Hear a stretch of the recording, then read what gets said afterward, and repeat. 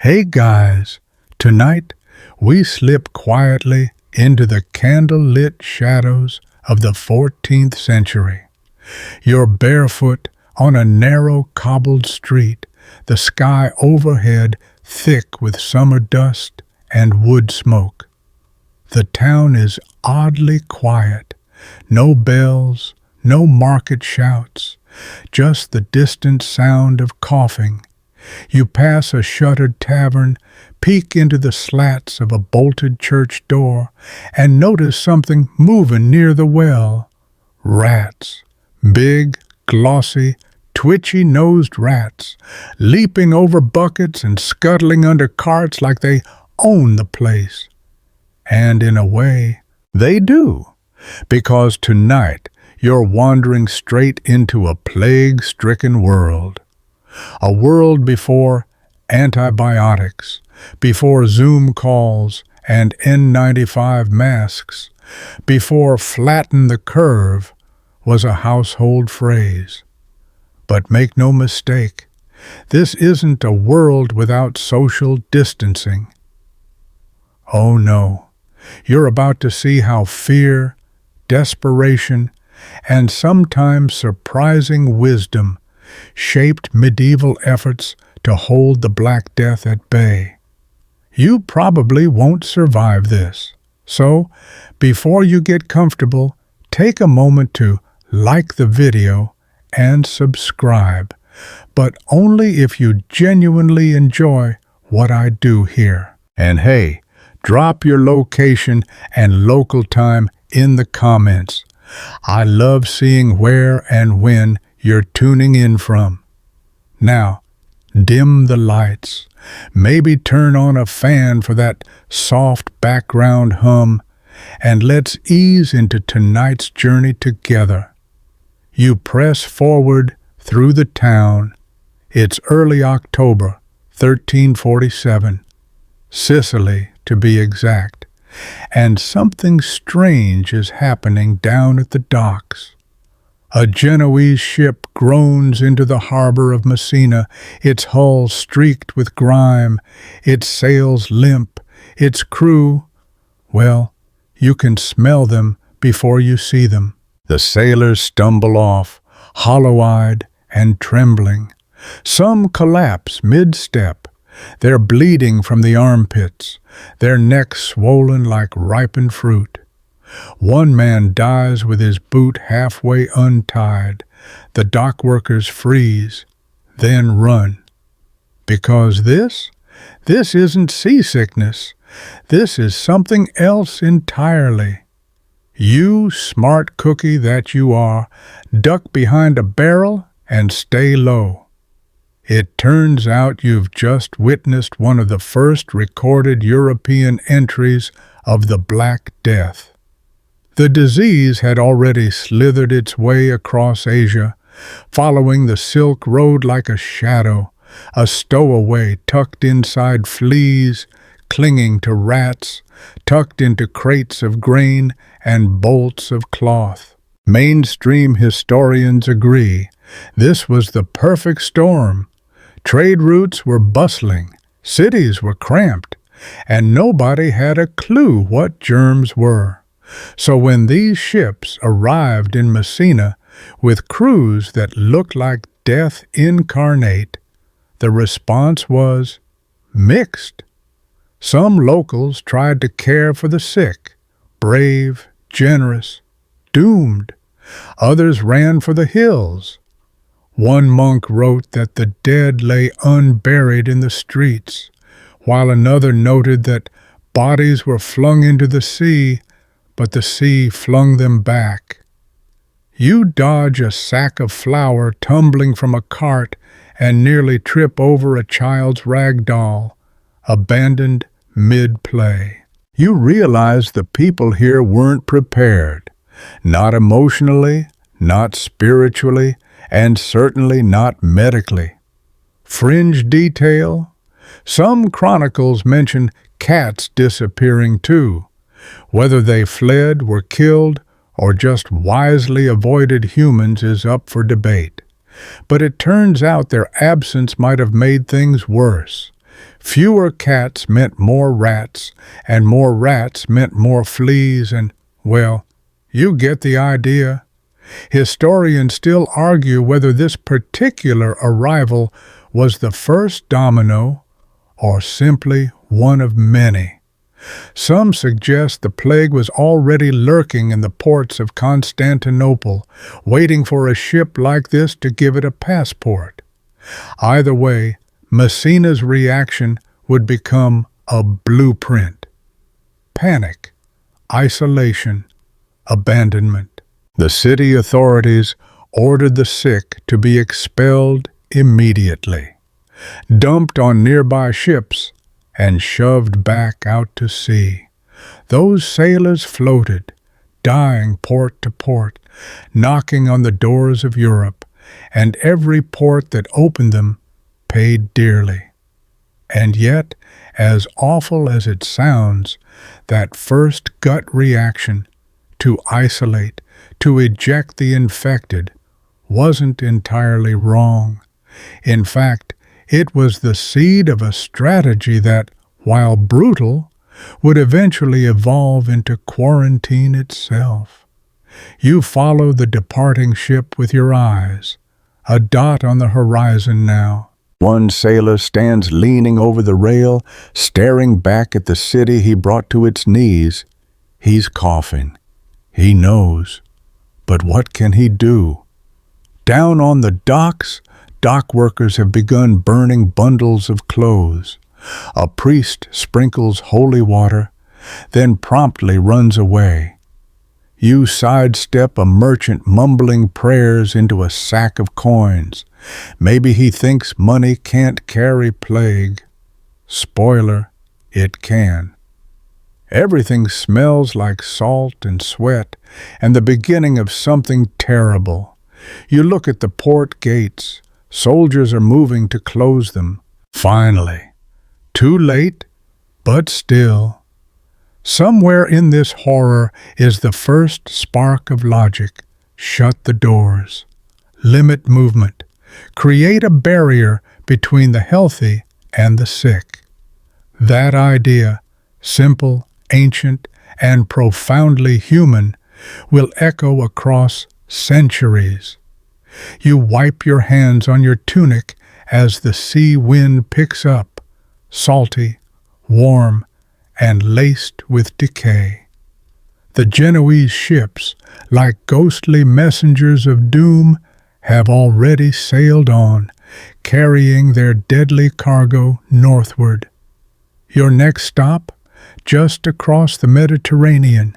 You're standing now on the sun-drenched quays of Marseille. It's a few weeks after the incident in Messina, and news travels faster than you'd think, even when it's being shouted by illiterate town criers with questionable hygiene. Rumors whisper through the taverns. Death ships, they say. Rotten sailors and black lumps. You overhear a merchant mutter that rats are demons in disguise. You're not sure he's wrong, but it's Genoa that steals the spotlight next. As the Genoese fleet returns home, it brings with it more than fine silks and spices. You arrive just in time to watch as dock workers unload crates of textiles that smell like mildew and corpses. Nobody wears gloves, because gloves are for nobles and knights, not porters earning their bread by the splinter. You watch a man swat at a flea on his wrist. That one bite might be the most catastrophic moment of his life. Within days, Genoa teeters. You wander through twisting alleys. Behind closed shutters, families fall ill in waves. A father coughs once at breakfast and is dead before sunset. His daughter survives 3 days longer, only to be buried in a borrowed shroud. Church bells ring so often they crack from exhaustion. What's spreading isn't just disease, it's fear. And this fear rides fast, through whispers, ships, and feet blistered from fleeing. Florence, Pisa, Marseille, they all start to feel the chill. The plague leaps from town to town like a wildfire drunk on wind. If you're wondering how it moves so fast without airplanes, well, the answer is deeply medieval. Trade. The silk trade in particular becomes an unintentional delivery service. Bolts of fabric from Asia pass through countless hands, warehouses, and carts. And if one infected flea burrows into that soft cloth and lays eggs, surprise, you just bought a plague burrito with tassels. Historians largely agree that international commerce was the Black Death's red carpet, but they still debate whether overland routes or maritime traffic were more responsible. Either way, the effect is the same. Bustling trade hubs become death hubs. You squeeze into a tavern for shelter, just for a moment. Inside, a map of trade routes is nailed to the wall. Red dots mark cities already lost. A scribe adds a new one. Then he sneezes. You leave. The movement of people, goods, and animals in this pre-modern world may seem slow to you, but it was rapid enough to let a single bacterium, Yersinia pestis, travel from a Mongol war camp to the gates of Paris in just a few years. Mongol invasions into Crimea had already stirred up disease pools in rodents, and when they laid siege to the port city of Kaffa in 1346, something strange happened. Fringe fact: according to one chronicle, the Mongols began catapulting plague-ridden corpses over the city walls. A bit theatrical, yes, and historians still argue whether this was fact or dramatic fiction. But if it's true, it might be one of the first known cases of biological warfare. You shudder. Imagine being the soldier told to fetch another body for launching. Back in Genoa, the government scrambles. They post notices ordering the sick to remain in their homes. Churches shorten Mass. Some towns begin forbidding travelers entirely. One coastal village refuses entry to anyone who isn't barefoot, an odd ritual meant to humble outsiders and cleanse their souls, literally. But here's the kicker. No one understands what's causing the sickness. Is it sin? Bad smells? Demons? Saturn misaligned with Jupiter? Scholars pore over old texts, looking for wisdom. Physicians draw diagrams of human bodies surrounded by zodiac wheels. You peek over one doctor's shoulder as he writes, "Corrupt vapors from the east bring pestilence when the moon is red." Sounds scientific, and yet something else begins to take shape. In Marseille and Dubrovnik, you hear whispers of a different idea. Maybe it's not the air. Maybe it's people. Maybe sick people make others sick. It's rudimentary, but profound. There's no germ theory, of course, but humans are observant creatures when desperation sharpens their senses. You pass a washerwoman who's built a tiny barrier around her laundry stall with sticks and twine. A baker begins leaving loaves outside his door wrapped in linen soaked in vinegar. These aren't state policies. their survival instincts. You watch as children are pulled inside by mothers who used to gossip over gates. Doors creak closed earlier now. Eye contact is limited. Strangers aren't just unwelcome, they're terrifying. And slowly, subtly, social distancing is born. Not by decree, not by science, but by watching what happens when you get too close to a dying man and then start coughing 3 days later. Down by the docks, another ship crests the horizon. You know what's on board, but this time the port doesn't open. You don't bother getting close to the harbor this time. You've learned, and so have they. It's December 1347 in the port city of Messina again. But now things feel different. A ship waits offshore, its sails ragged, its crew silent. Word has already reached the townsfolk. Plague is on board. And this time they don't wait for proof. They don't ask questions. They don't send a priest or a port official to inspect the damage. Instead, they shout at the sailors to turn back. Crossbows are aimed. Bells ring not in welcome, but in warning. For the first time, Europe collectively begins to say, "Do not come ashore." You drift back behind a fisherman's hut and watch as a military patrol lights bonfires along the waterfront. Not for warmth, no, to smoke out the miasma, the bad air that many believe spreads disease. The logic's off, but the instinct to create a barrier between the sick and the well is dead on.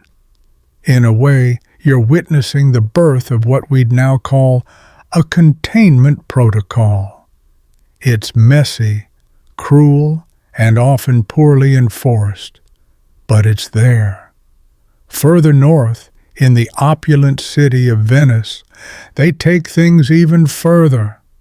You're there now, watching a council of masked officials meet under frescoed ceilings.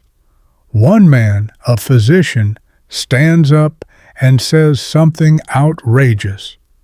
What if we stopped all incoming ships for 40 days? He uses the word 40 giorni, 40 days.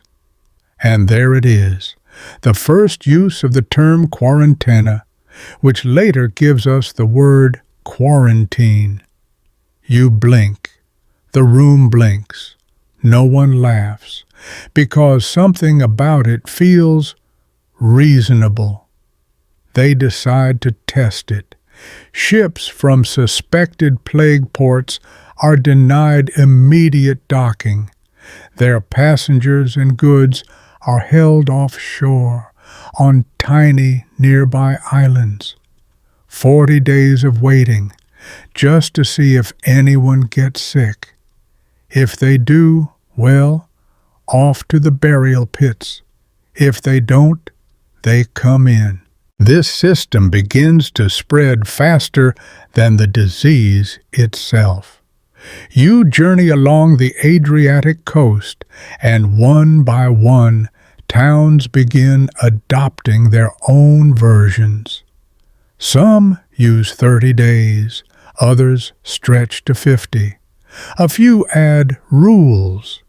No contact with shore, no exchanging goods without fumigation, no exceptions for the rich.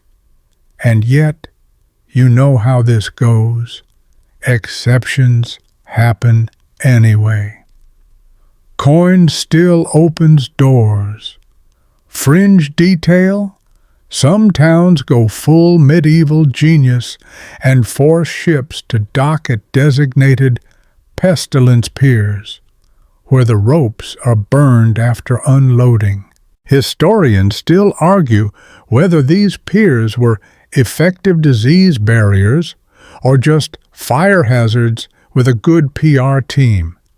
You step onto one of these piers in Ragusa, modern-day Dubrovnik, and see for yourself.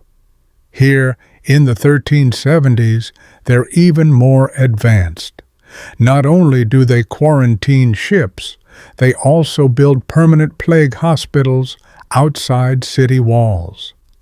People suspected of infection are herded there, locked in.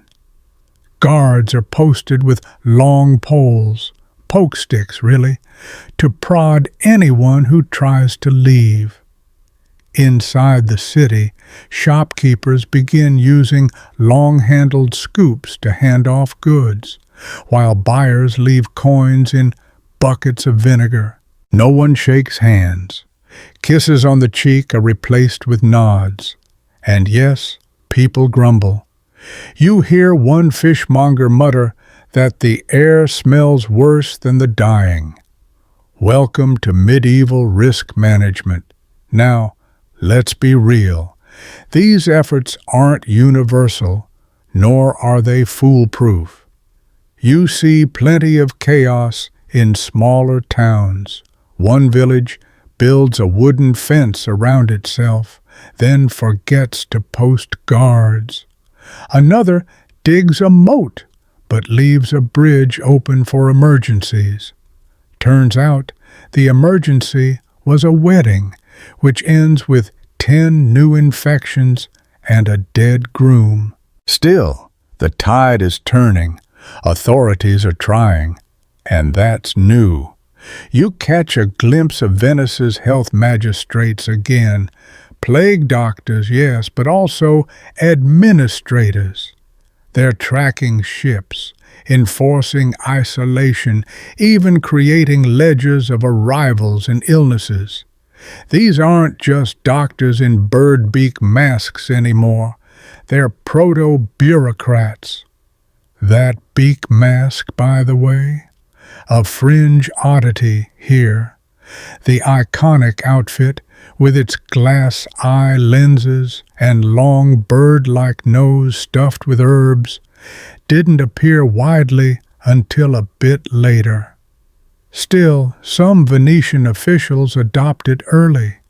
The design, to keep bad air out and floral aromas in. The result? You smell like a haunted apothecary, but at least you're stylish. Meanwhile, back in Sicily, you visit a rocky coastal cave. Locals have turned it into an isolation cell. A woman with suspected symptoms sits alone, her ankles shackled to a stone ring. Food is slid to her on a wooden tray. She waves. You don't wave back, because as grim as it is, this is how survival begins, by creating distance. And while no one has discovered bacteria or figured out the flea connection yet, people are watching patterns. Ship comes in, people get sick, ship gets banned. Repeat. You trail a group of sailors trying to sneak ashore at night. They bribe a dock guard with smoked meat and wine. He lets them in. 2 of them die by morning. The guard's family doesn't last the week. Even in medieval times, enforcement is only as strong as the human element behind it. Still, you find yourself oddly impressed.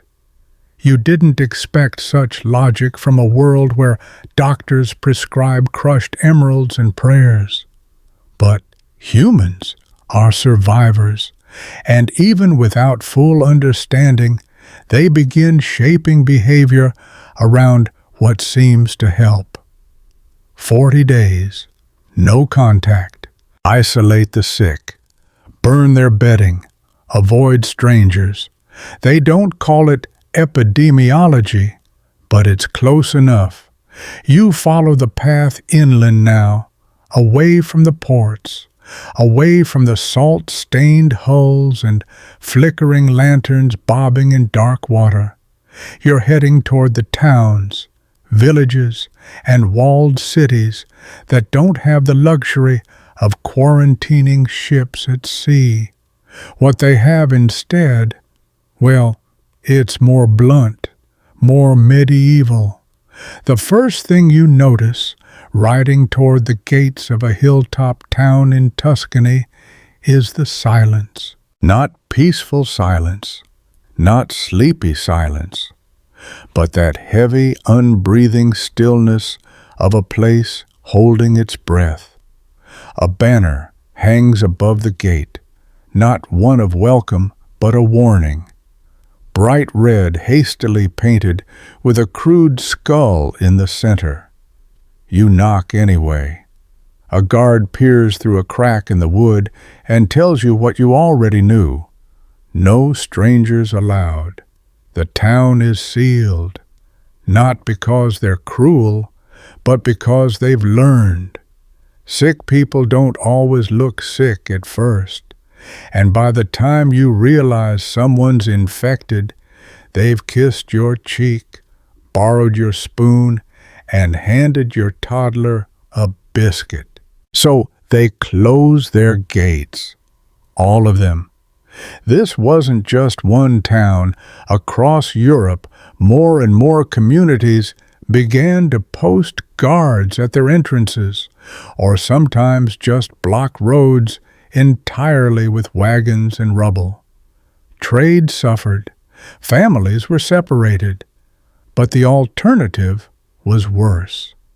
In the Rhineland, you come across a village that built actual barricades, wooden spiked barriers dragged into place and nailed shut. When a messenger from the next valley arrives carrying news, and probably a few rat passengers, he's told to leave the message and go. "We'll read it tomorrow," the mayor says, "after we fumigate it." Fringe detail, one town in what's now Poland posted archers along their walls with orders to shoot anyone trying to sneak in. They weren't bluffing. You spot the shallow graves just outside the north gate. Historians still argue whether these hardline policies were effective or simply expressions of fear. Some towns that sealed themselves were spared. Others, despite best efforts, succumbed anyway, plague creeping in with a wayward priest or a basket of apples delivered out of pity. But back in Italy, you stumble across an ingenious little policy in Florence. All visitors are required to carry health passes, signed documents from their home cities attesting to their symptom-free status. You squint at one, noting the wax seal and ornate script. It's wildly forgeable. And, of course, people do forge them. Still, the effort is impressive. Even rural villages are adopting homemade versions. You meet a farmer who says his uncle can't visit unless he's been symptom-free for 20 days and agrees to stay in a shed out back. They talk through a crack in the door. It's not just about sealing the towns either. Entire regions begin shutting their borders. Trade slows to a crawl. Pilgrims are turned away from shrines. And in a particularly dramatic case, the French city of Avignon, then the seat of the Pope, builds a secondary wall inside its outer wall, creating a quarantined quarter for the sick. If they recover, they're let out. If not, the problem solves itself. You walk the inner perimeter. It's bleak. Straw mats on stone floors, prayers whispered to closed windows, food left on plates no one ever touches, and the smell, rot, sweat, and despair. Even the holy water smells tainted. Some places go full medieval overachiever. In Switzerland, a few towns build plague houses far from the main settlement. You find one in a field surrounded by thistles. Inside, the walls are carved with names, dates, and what might be scratch marks. Tiny, desperate claws of people who realized too late they wouldn't be coming out. One fringe case, a noblewoman near Carcassonne commissioned a plague tower on her estate, a 3-story stone structure where the sick could live on the upper floors while food was delivered through pulleys. She never entered it herself, of course, but she kept detailed journals of her experiments. Historians still puzzle over them today, part compassion, part horror. As you head east into the German states, you find one city attempting something radical: staggered trade windows. On Tuesdays and Fridays, traders are allowed to enter only one gate, deposit goods in a designated square, then leave immediately. Locals retrieve the items hours later. The hope is that time or divine intervention cleanses them. You talk to a brewer who started boiling his coins in ale before giving change. He winks, keeps the customers drunk and the plague out. Not all towns had the resources for barricades or guard patrols. In the poorest areas, isolation was enforced socially. Anyone who got sick or lived with someone who did was simply shunned. You walk past one cottage marked with a black cross on the door. No one enters. No one brings food. The family inside, if still alive, is completely on its own. It's brutal, but you see it working in small ways. There's something fascinating, almost eerie, about how instinctive the idea of distancing is. No science, no germ theory, just observation, fear, and the deeply human urge not to die.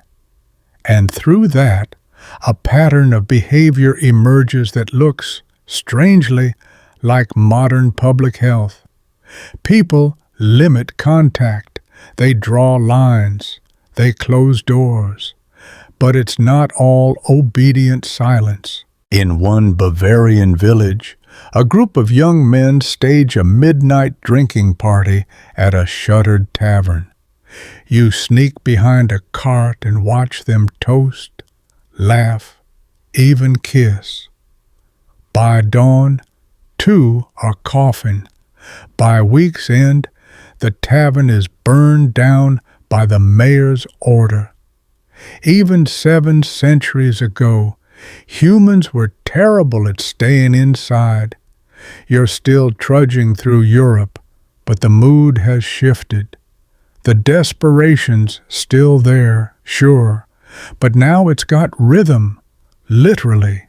You hear it before you see them, chanting, the dull thud of bare feet on frozen dirt, and the unmistakable smack of leather striking skin. You round a bend, and there they are, dozens of them, marching in pairs, torsos bare despite the biting cold, backs red and oozing. They're singing a Latin hymn and beating themselves in perfect punishing rhythm. You've just stumbled into the strange and very not COVID-approved world of the flagellants. They believe the plague is punishment, God's wrath for sin. And their solution? Bleed it out, quite literally. These processions travel from town to town, whipping themselves as a form of mass penance, hoping their public suffering will convince God to call off the plague.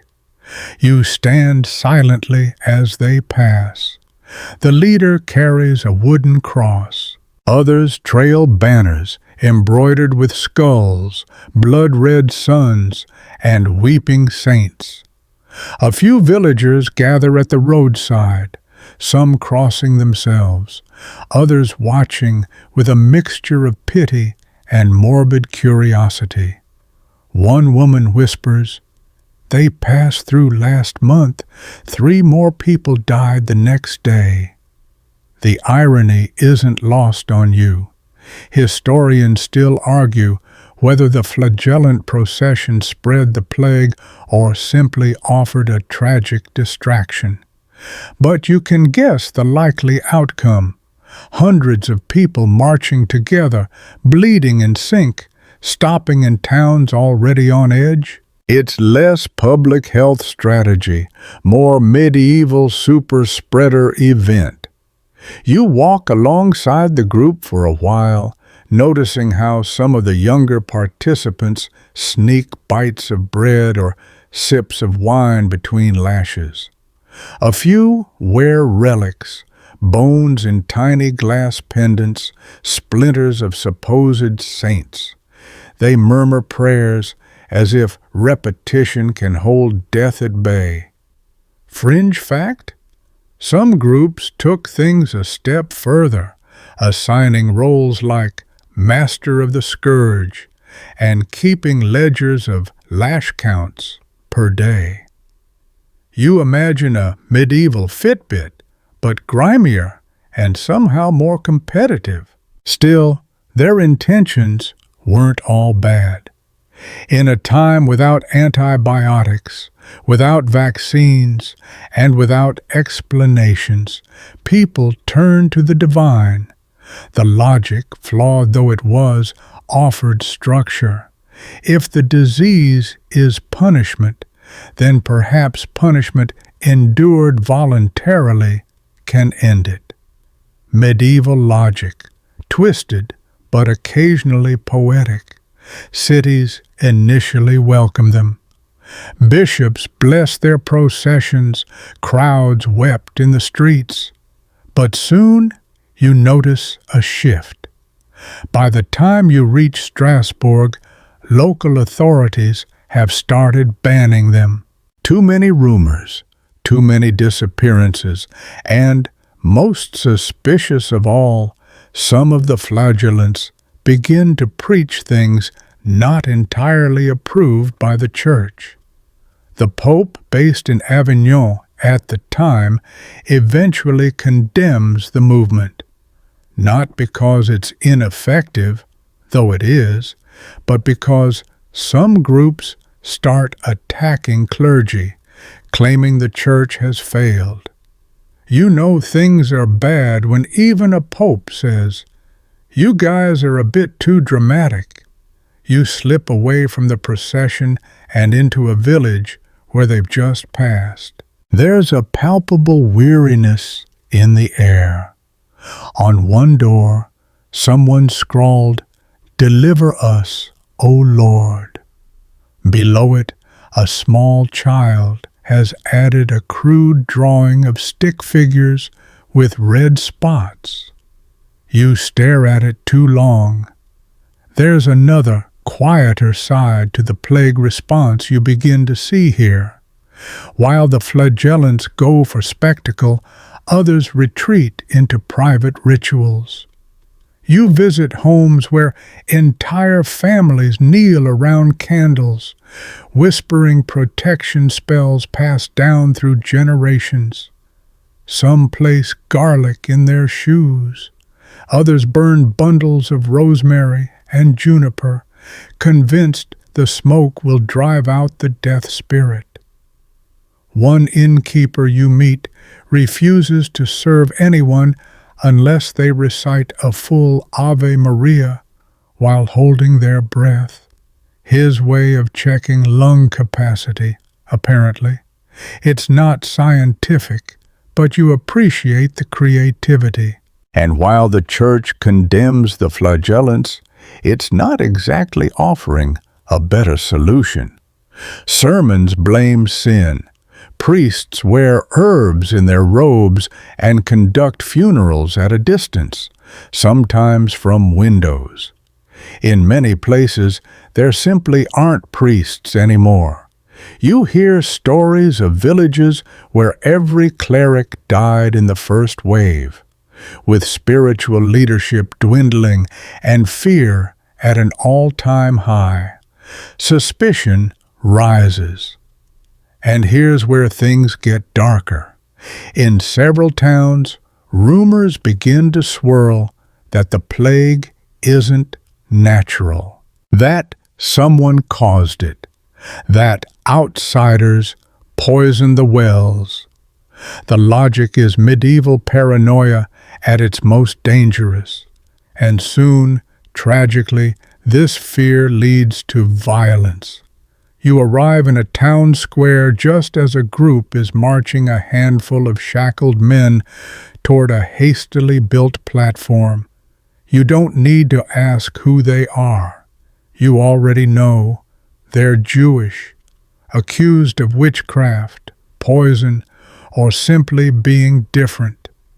In cities like Strasbourg, Mainz, and Basel, these accusations become deadly. Thousands of Jews are tortured, expelled, or executed during the height of the plague, not because they were guilty, but because frightened people needed someone to blame. It's one of the ugliest, most horrifying consequences of the plague. When disease strikes, so does scapegoating. Historians agree this aspect of the Black Death shows how easily fear can morph into fury. And even as towns closed borders and families isolated themselves, violence could pierce any quarantine wall. You walk away from the square, ashamed, heartsick, and more aware than ever of how thin the line is between self-preservation and cruelty. Still, amid all this, you see glimmers of something else: resilience. Some towns ban flagellants and build infirmaries instead. Some villagers reject the panic and focus on care, however small. A girl leaves bread for her sick neighbor. A monk buries a stranger when no one else will. Even in chaos, compassion survives. You're back on the road again, trudging through the damp ruts of a countryside lane somewhere in Bavaria. The land seems peaceful enough. Birds still chirp, crops sway in the breeze, but you know better by now. That peace is a mask. Beneath it, entire villages are dying. You arrive in a hamlet just before dusk, and you're ushered, well, more warned, to stay outside a certain fence line. They're quarantining that house, a woman tells you, without looking up from her laundry. Whole families coffin. You squint across the field. It's not a house anymore. It's a cage of politeness. Firewood has been stacked waist-high around the door. Not to burn, just to block. No one goes in, no one comes out. This is medieval isolation at its most literal. People didn't just avoid the sick, they contained them, often with minimal resources and maximum fear. Thatched cottages were repurposed as sick houses, sometimes willingly, sometimes not. You see chalk marks, smeared crosses on shutters, even dried herbs pinned to doors like sad little force fields. The idea of separating the ill from the healthy, wasn't new. You remember leper colonies?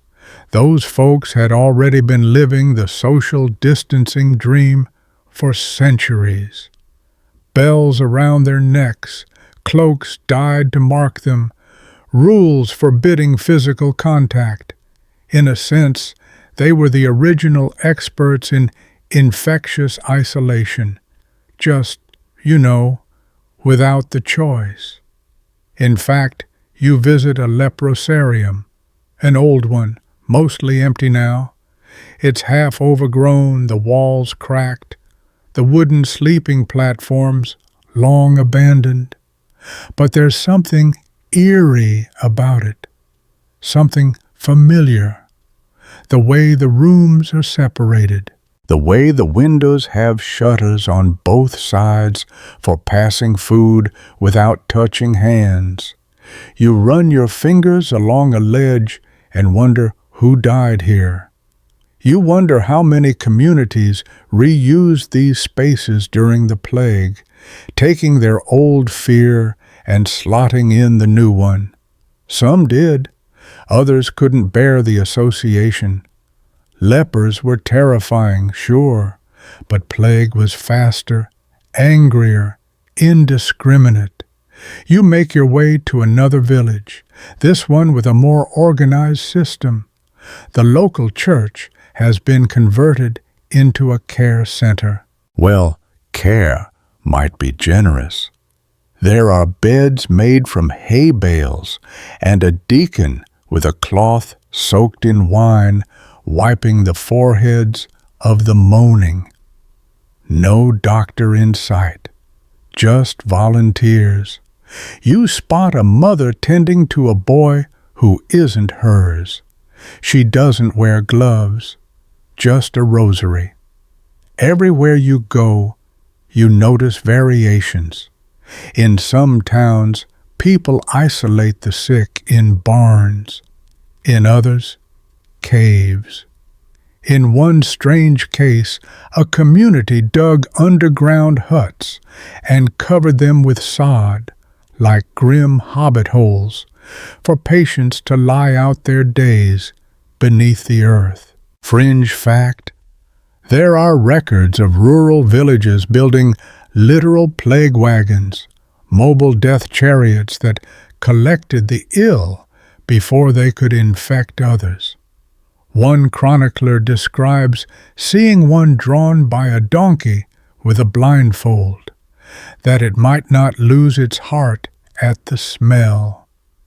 What's strange is how this all happened without central leadership. There's no government health directive, no World Health Organization parchment rolling through town on gilded wheels. Each community just makes it up. Trial, error, repeat. And often, the effort is as much about controlling panic as it is disease. You pass through a noble's estate where the Lord has created isolation zones. His own manor is cut off, surrounded by moats. The peasants live in outer fields, and a rotating crew delivers food to the ill in wooden bowls left at the end of long poles. No talking, no touching, just silent delivery. You speak to one of the food runners. He shrugs. "They're my cousins," he says, "but I've got kids. I can't afford to get sick." That sentiment, you hear it again and again. The fear of catching the plague wasn't just about death. It was about abandonment. People feared dying alone with no one to care, no priest to whisper the last rites, no daughter to close their eyes. So when they fell ill, they begged to stay. "Don't send me away," they cried. But families were often forced to choose, help the sick or risk everyone dying. In some towns, local councils passed laws requiring sick people to be removed from homes. Others find families who kept them in. And in the most extreme cases, communities took justice into their own hands. You arrive in one such village, picturesque, nestled near a river. But the mood is heavy. A neighbor caught a man sneaking his sick wife back into the house. By dawn, both were found locked in a storage shed. No one claims responsibility. No one seems surprised. Historians still debate how widespread such vigilante quarantines were. Was this common, or were they horror stories passed around like medieval urban legends? No one really knows. But the fear was real, and the response was understandable, if not humane. And yet, in all this, you see flashes of humanity. A group of nuns in a convent has taken in plague victims, despite knowing they'll likely die. One nun has already passed. The others keep tending, keep praying, keep washing cloths in buckets of vinegar water. You sit quietly in a pew, watching them. No one speaks. You realize silence has become a kind of ritual. Back on the road, you pass a beggar who's built himself a hut from branches and hides. He lives alone in the woods, seeing no one. They said I was coughing, he tells you, so I left.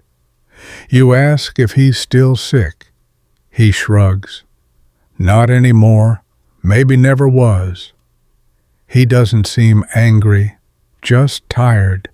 And so the world continues. Families shut doors. Villages dig ditches. Friends wave from across the fields. People learn the quiet, brutal art of distance. You've never been touched by so many lives who could touch no one. You're back on the road, your boots caked in mud, the countryside fading behind you as you approach a different kind of structure. Taller, more angular, and somehow more terrifying than the cottages and farms you've passed. It's a city. Stone walls rise above you, thick and pocked with age, and the main gate is sealed tight. You can't even see the guards, but you know they're there. One of them calls down from a narrow slit in the wall, voice flat. State your name, your trade, and your health. You respond with something generic, something vague. The voice answers, no entry. The gates remain shut. Welcome to the next level of plague control. No entry cities. Not just homes or villages trying to protect themselves, but full medieval municipalities adopting zero-tolerance border policies. Once the Black Death hits your neighbor's parish, your drawbridge gets pulled way up. These cities aren't just improvising anymore. They're formalizing. You see it in their structure, in the way guards operate at checkpoints, in the stacks of parchment pinned to gates listing who may enter, under what circumstances, and how long they must be observed. It's not just about fear anymore. It's about administration. And the rules? They're getting intense. In Milan, you slip in by luck. No one's guarding the side gate during shift change. Inside, you witness one of the most extreme urban policies yet. Houses of the sick are being sealed with bricks. Literally. When someone falls ill, the local officials wall up the doors and windows. Not symbolically, not with warnings, with actual masonry. A few buckets of food are passed through holes in the stone. But otherwise, those inside are left to recover, or not. You run your hands along one of these sealed walls. It's rough, hastily mortared, the kind of work that screams panic over precision. A passerby tells you that sometimes healthy family members get caught inside too. You ask why no one intervenes. He shrugs. It's the law. Historians still argue whether Milan's policies helped limit plague fatalities. Some records suggest they avoided the worst of the epidemic. Others think those numbers are skewed. Either way, Milan gets credit for trying something harsh, fast, and surgical. Inside the city, you see more than just bricks. You enter a neighborhood where entire blocks have been roped off. Guards patrol the edges, wearing rudimentary cloth masks soaked in herbs, rosemary, lavender, sage. They hold long sticks with tiny hooks on the end, meant to snatch up dropped objects without touching them. You watch one man fish a coin out of a bucket like he's catching a trout. It's both ridiculous and strangely effective. Further inside, shops have adopted distancing tactics that feel familiar. Bakers pass loaves through sliding panels. Apothecaries leave powders and tinctures on small shelves outside their windows. And everywhere, no one touches anyone. You pass a priest giving last rites from a ladder. He never sets foot in the room, just waves across through the window and mutters a prayer you can barely hear. It's enough. For the family inside, it's everything. Then you hear coughing from behind a shutter. You freeze. So does everyone else on the street. A moment later, the window creaks closed. Then silence. Some cities go even further. You visit Piacenza, where anyone showing symptoms is required to ring a bell when walking through public spaces. No bell, no bread. That's the deal. It sounds cruel, but it's effective. You hear those bells echoing like morbid wind chimes through the alleyways, and you give them a wide berth. One fringe policy you find in a small alpine town.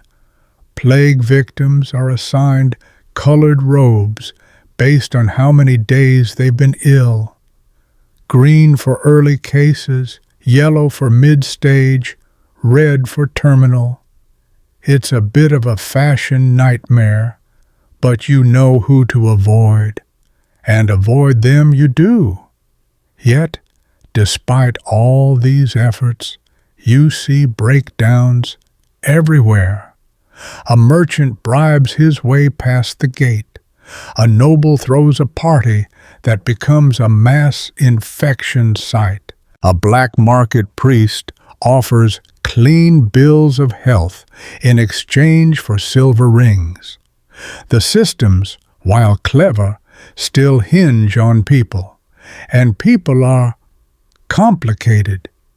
You watch as a man lies to a city guard, says he's never had symptoms, never had contact with the sick, but you saw him yesterday, helping bury a friend. The guard hesitates, then lets him through. Later that day, he collapses in the square. In one especially tragic scene, you see a family carrying their feverish daughter to the city border. They plead for entry. She's all they have. The guards say no, so the family leaves her in a makeshift tent just outside the walls with food and blankets. Then they walk away. They never look back. These urban border policies mirror the rural barricades from earlier, but now they come with documentation, written permits, official stamps. Some cities even create plague registrars, early bureaucrats tasked with tracking cases and enforcing health orders. You read one of their logs. It lists names, addresses, and outcomes. Dead, dead, recovered, unknown. That last one, unknown, haunts you most. One curious side effect of these no-entry laws: entire quarantine communities spring up outside the cities. You visit one, a haphazard sprawl of tents and huts made from salvaged timber and wool sheets. There's a baker, a tanner, even a tiny chapel run by a young monk with a persistent cough. People here aren't necessarily sick. They're just not allowed in. It's a medieval limbo, neither city nor wilderness, neither safe nor doomed, just stuck. Still, people adapt. A tailor hangs out his shingle. A child offers to clean your boots for a few beans. In one corner, a man has built a makeshift bar and serves turnip ale. It's awful, but you drink it anyway, because here, even in the shadow of plague and rejection, life finds strange new shapes. You wake to the sound of coughing again, but this time it's mixed with laughter. It's sunrise in one of those quarantine camps you visited outside the city walls. Chickens scratch at the dirt. A pot boils over a low flame. Someone's roasting onions, and for once, the scent doesn't carry dread. It's almost comforting.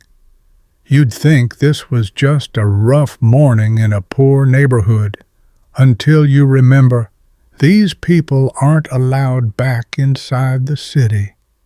The man making onion soup nods at you. "City says we're still a risk," he mutters, slicing the bulbs with a broken knife. "But they still let the bishop's nephew through." You sit on a log beside him, and that's when you realize this isn't just a place of exile, it's a society of its own. The displaced, the recovered, the suspected, but symptom-free. They've been lumped together and left to rot, so they organize. Because what else is there to do? Welcome to the medieval pop-up towns no one planned for. You wander deeper into the camp. Someone's built a rough school. Another person is trading dried fish for boiled water. There's even a makeshift doctor, a woman with a collection of herbs and a gently sarcastic bedside manner.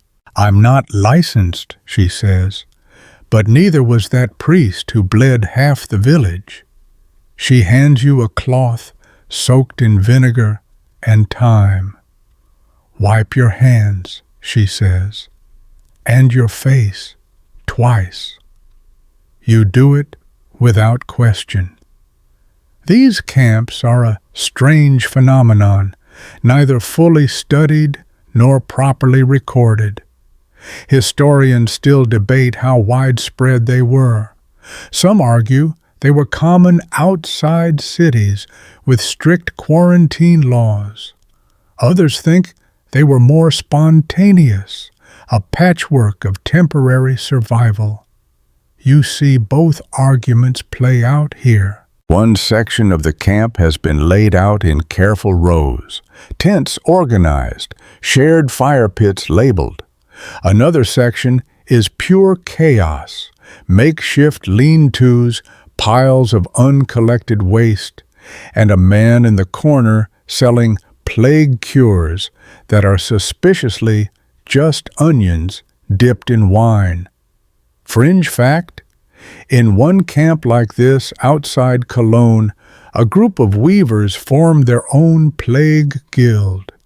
They made cloth, held meetings, and even appointed a leader, complete with a paper crown and an official rat catcher. It sounds ridiculous, but it helped. Order, even theatrical order, gave people something to cling to. You pass a storyteller, an old woman perched on a crate, surrounded by children. She tells a tale of a knight who fought the Black Death with a sword made of moonlight and a shield carved from ash wood. You stay longer than you should. Her voice is calm, steady, like a lullaby. It doesn't matter that the story's nonsense. In a place like this, nonsense is medicine. But not everything here is sweet. There's tension between the newly arrived and the longer-term residents, between those who believe they're cured and those who've never shown symptoms. Someone argues over a water ration. Someone else accuses a boy of stealing bread. And then there's the unspoken truth you feel everywhere. No one knows how long they're stuck here. There's no clock counting down the days, no tests, no medical clearance, just rumors from city gates. Maybe next week, maybe never. You hear one woman mutter, "They're waiting for us to die off, so it's safe to let the healthy back in." No one disagrees. So, people make rules. One man has started a chalkboard to track who came when and how they're doing. He calls it the list of waiting. Another sets up a washing station, demanding everyone clean their hands before entering the communal food tent. There are no enforcers, just stares, pressure, and the constant presence of fear. You marvel at how much this looks like modern public health again. Hand washing, isolation, contact tracing, even if it's a chalkboard. And yet, these people have no doctors, no guidelines, no science, just instinct, desperation, and the faint memory of how their lives used to be. And strangely, there's joy, too. A couple gets married in front of a small fire, witnessed by 6 neighbors and 1 curious goat. They exchange herbs instead of rings. Later that night, someone plays a flute made from bone. Others clap, stomp, and dance. It's clumsy, awkward, and beautiful. You sit by the fire, sipping weak ale from a communal mug that someone insists was boiled. It tastes like smoke and rosemary. You think about the cities, the bricked-up houses, the gate guards, and then you look at these people, cast out, forgotten, labeled as threats. And yet, they've made something, not a home, but something that breathes like one. The next morning, a cart arrives from the city. It doesn't come in. Instead, the driver unloads sacks of grain and bolts of cloth just outside the perimeter. He rings a bell, leaves. No words are exchanged. The camp retrieves the goods an hour later, carefully, with gloves made of old tunics and wooden tongs. It's a strange partnership, hostile yet dependent. The city needs the camp to stay out. The camp needs the city to not forget them completely. One child tugs at your sleeve. "Are we still sick?" she asks. You don't have the heart to say, "No one knows." Because really, that's the truth at the core of these camps. They're full of people waiting for a label. Sick or safe, dangerous or clean. And in the meantime, they build, they trade, they argue, they survive. They've been turned into ghosts, but they've refused to vanish. You leave the camp behind at dawn, mist curling around your boots, the smoke of cooking fires trailing faintly in the air, like incense from an unwanted chapel. The road winds upward now, and with it comes a quieter mood, less desperation, more resignation. You're heading toward one of the smallest but most fascinating battlefields in the war against plague, the household. Forget cities, forget policies. This is where the real decisions happened, inside homes, behind shutters, beside hearths that suddenly felt colder. You arrive in a sleepy English hamlet, and what strikes you first isn't the smell or the silence. It's how careful everything feels. Doors creak open only halfway. Conversations are held at a distance. People walk a bit wider around each other on the narrow paths. You're watching families do the impossible, try to care for the sick without catching the sickness. Inside one cottage, a mother tends to her feverish son. She's built a curtain from 2 bed sheets and hung it from the rafters to divide the room. On one side, the sick bed. On the other, her. She leaves food on the floor just within reach. Every few hours, she talks to him from behind the curtain. When he coughs, she flinches, but she doesn't leave. There's no help coming. The village has no doctor. The priest died 2 weeks ago, so this mother improvises, and she's not alone. You hear of families rotating caregiving duties. One person takes the risk, isolates afterward, and then swaps out. You see people fashioning masks from linen, stuffing them with damp moss or crushed rosemary. Is it effective? Historians still argue, but it feels like action. That's what matters. In one house, you see coins soaking in vinegar in a wooden bowl. In another, a grandfather refuses to sleep indoors at all, convinced the air in the house is thick with spirits. He sleeps in the barn and won't let anyone near him until a fortnight passes. Fringe tidbit: a noblewoman in Kent kept her husband in a sealed guest room with only a small opening to slide in his meals and chamber pot. She wrote daily notes of encouragement and, oddly, jokes.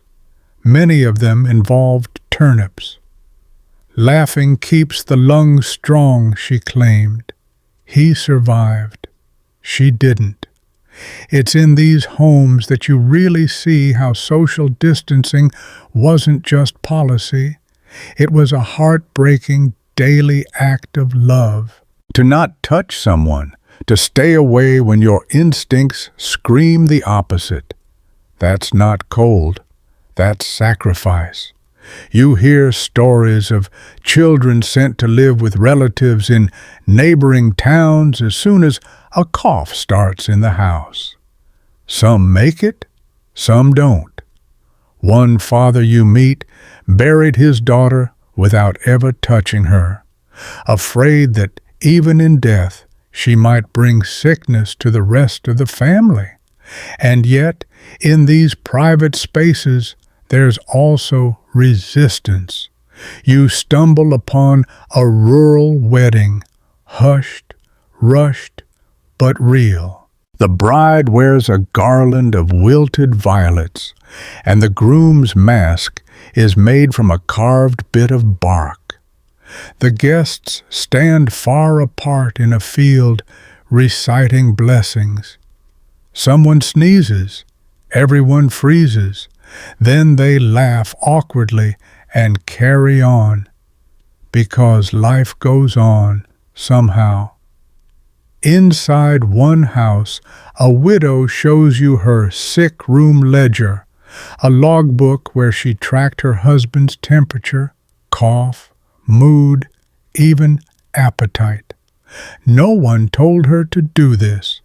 She just wanted to see something, to have a sense of control.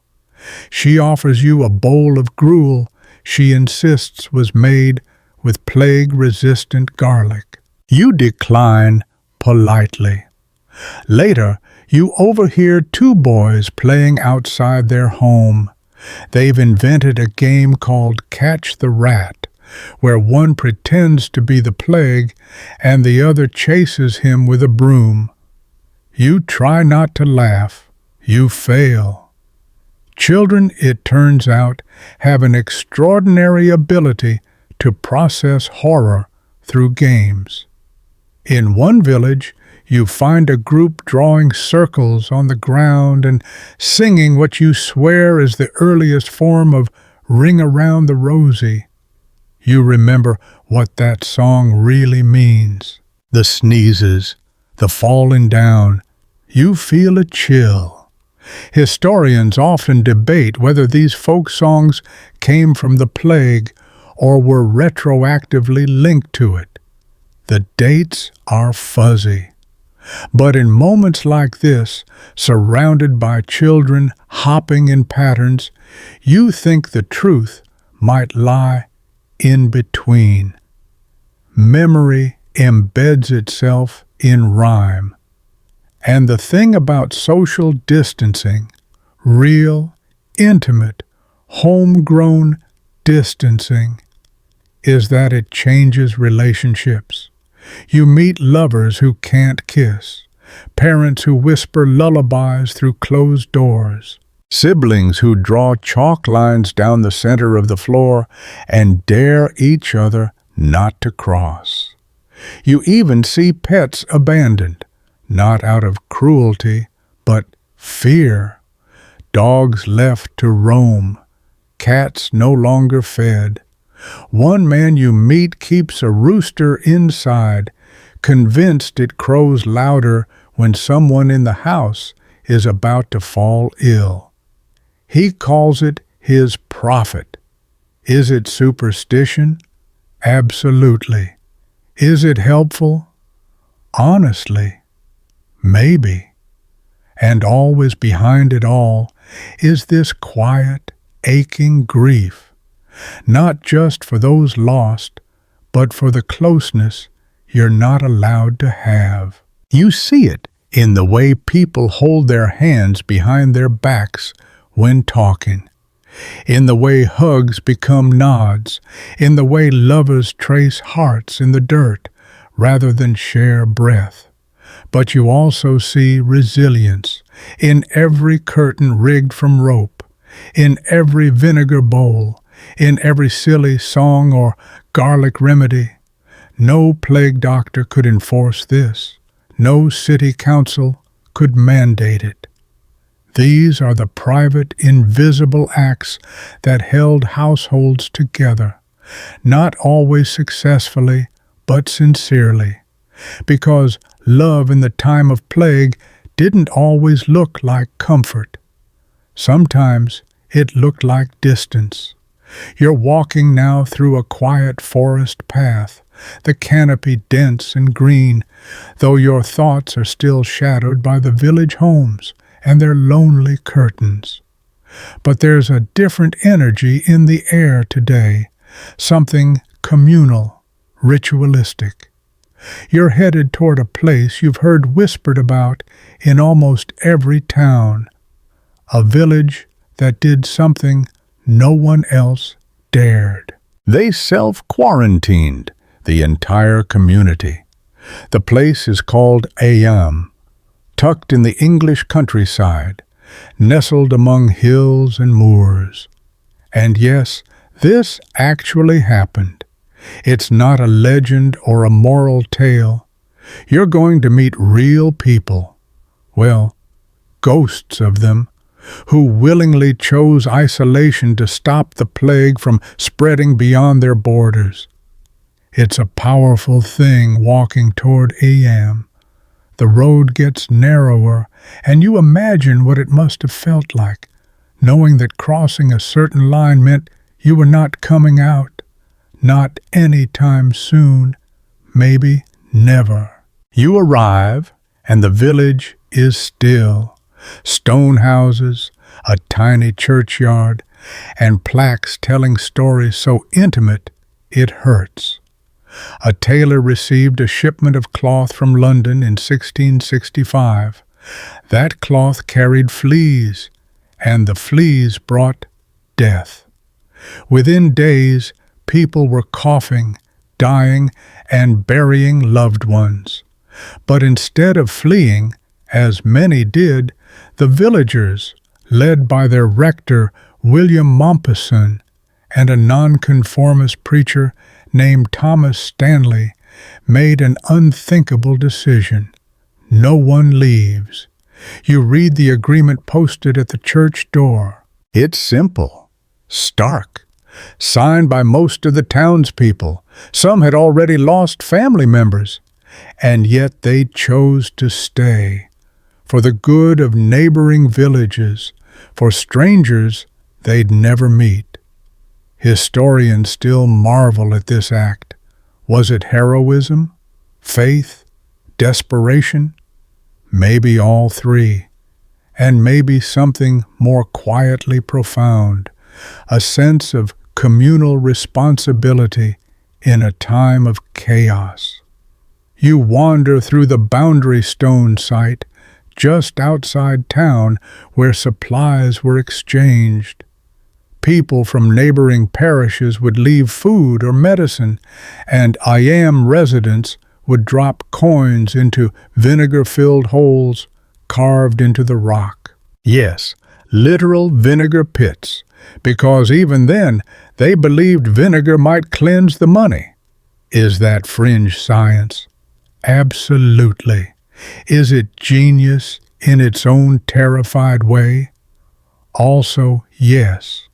You crouch beside that stone and run your fingers along its worn rim. The coin holes are still there, deep, smooth, like someone kept coming back to them over and over. Inside the village, you pass cottages with signs. Here lived the Thorpes, 5 lost. The Hawleys, only 1 survived. It's not morbid, it's reverent, a kind of sacred honesty about what happened here. Every home has its tally.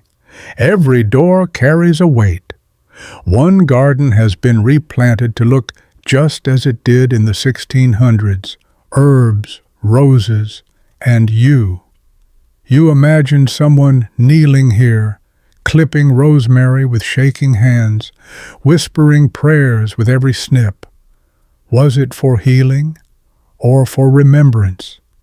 In the churchyard, rows of simple graves stretch toward the horizon. No markers on many, just stones. Some families buried their dead in fields, not from disrespect, but because they couldn't risk leaving the property. And here's the wild part. The village held. The plague never spread beyond Ayam. They stayed isolated for over a year. Hundreds died, but the surrounding areas were spared.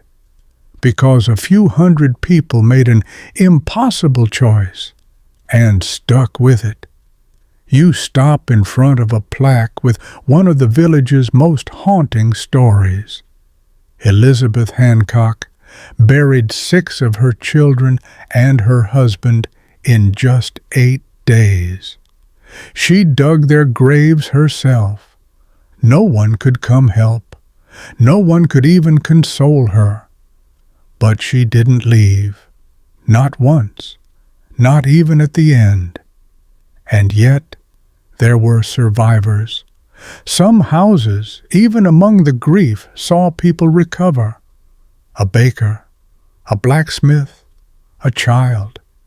Historians still debate why some lived and others didn't. Was it natural immunity, coincidence, divine protection? There's no answer, just speculation and awe. You speak with a modern-day caretaker of the site. She tells you the descendants of those who stayed still live in the area, that the town remains proud of what happened here, not in a bragging way, but in the way someone wears an old scar, a reminder of pain and proof of survival. And here's something even more remarkable. AM didn't just shut down, it adapted. Food was left at intervals. Services continued, with people standing apart in the fields rather than cramming into the chapel.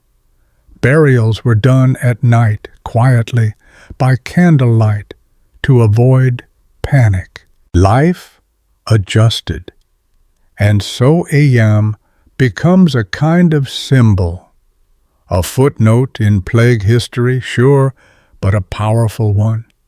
Not for its innovation or its cleverness, but for its willingness.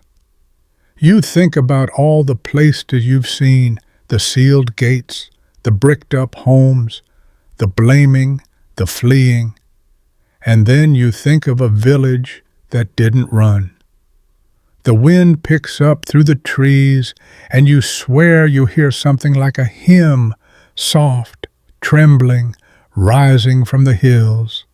Maybe it's just your imagination, but maybe not. You leave Eyam with that hymn still humming somewhere deep in your chest. The road winds westward, and you find yourself near the coast now, salt in the air, gulls crying overhead. But the ships, they're not coming in. The harbor is quiet, the docks deserted, and then you see it, a tattered red flag flapping from the mast of a lone vessel bobbing just offshore. You've just stumbled into the eerie world of quarantine at sea. Turns out, social distancing didn't stop at the city gates or cottage doors. It extended to ships, sailors, and merchants, especially as people realized the plague could float its way into town just as easily as it walked. You visit the port of Ragusa, modern-day Dubrovnik. Here, in the 14th century, a brilliant and terrifying idea was born. Keep ships waiting outside the harbor for 30 days before they're allowed in. No contact, no unloading, no shore leave. They called it a Trentino, from the Italian word for 30. Later, the time was extended to 40 days, giving us the word quarantine, from 40 giorni, meaning 40 days. Sounds random? Historians still debate why 40. Was it biblical symbolism, the number of days Jesus fasted in the wilderness, the duration of Lent? Or did they just figure that by day 37 either you'd show symptoms or you were lucky enough not to? Either way, you now watch from the rocks as a small rowboat approaches the harbor checkpoint. The sailors wear masks made of waxed linen, and they're shouting names, origins, perhaps even pleas. But the dock workers don't budge. Instead, they signal for the boat to turn back. Not today. You climb the nearby hill and see them, the lazarettos, long, low buildings built along the shore. These are the quarantine stations named after Lazarus, the patron saint of lepers and outcasts. Some are empty, others are occupied by silent figures peering from tiny grilled windows. These aren't prisons exactly, but they aren't homes either. Inside one lazaretto, you meet a spice merchant from Venice. He's been here 21 days. He's clean, he insists. He hasn't even sneezed. But rules are rules, and if he tries to leave early, he'll be fined, or worse, banned from future trade. He shows you his stash: saffron, cloves, dried orange peel. He says the smell wards off bad airs. Then he winks. Also helps with loneliness. And it's not just Italy. In Marseille, in Malta, in Constantinople, quarantine architecture becomes standard. Port cities build entire islands dedicated to this strange in-between world. In Venice, the island of Lazaretto Vecchio houses the sick. Lazaretto Nuovo, the potentially sick. You find logs of people arriving, names, symptoms, days left in isolation. It feels weirdly modern. Bureaucracy with a touch of pestilence. You watch dock workers unload cargo with elaborate tools, ropes, pulleys, long wooden arms, all designed to keep them from touching what might be contaminated. They fumigate barrels with smoke and soak ropes in vinegar. In some places, letters and documents are purified by sandwiching them between hot irons or dipping them in vinegar. You think of it as plague-era dry cleaning. One particularly fringe practice: in Dubrovnik, they pass documents through orange peel or lock them in jars of seawater overnight, hoping the salt and citrus would neutralize any danger. Scientific? Not quite. But again, symbolic action is still action. You're shown a painting inside one of the lazarettos, Saint Sebastian pierced with arrows, his eyes cast skyward in eternal patience.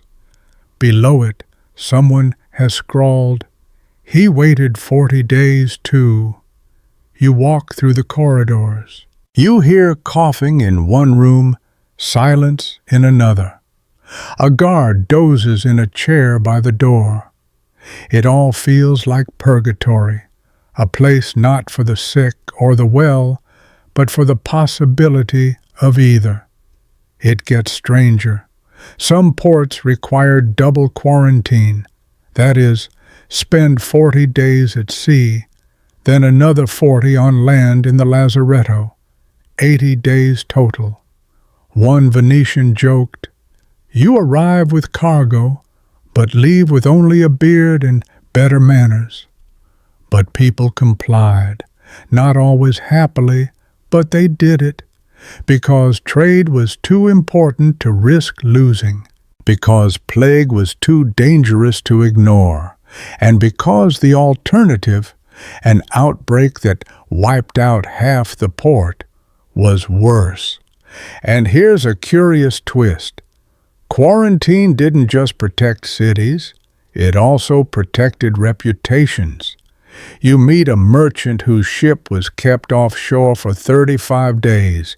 He's frustrated, sure, but he tells you, better this than being remembered as the man who brought death with cinnamon. His humor's dry, his logic is not. Later, you visit a British port, where they've taken things even further.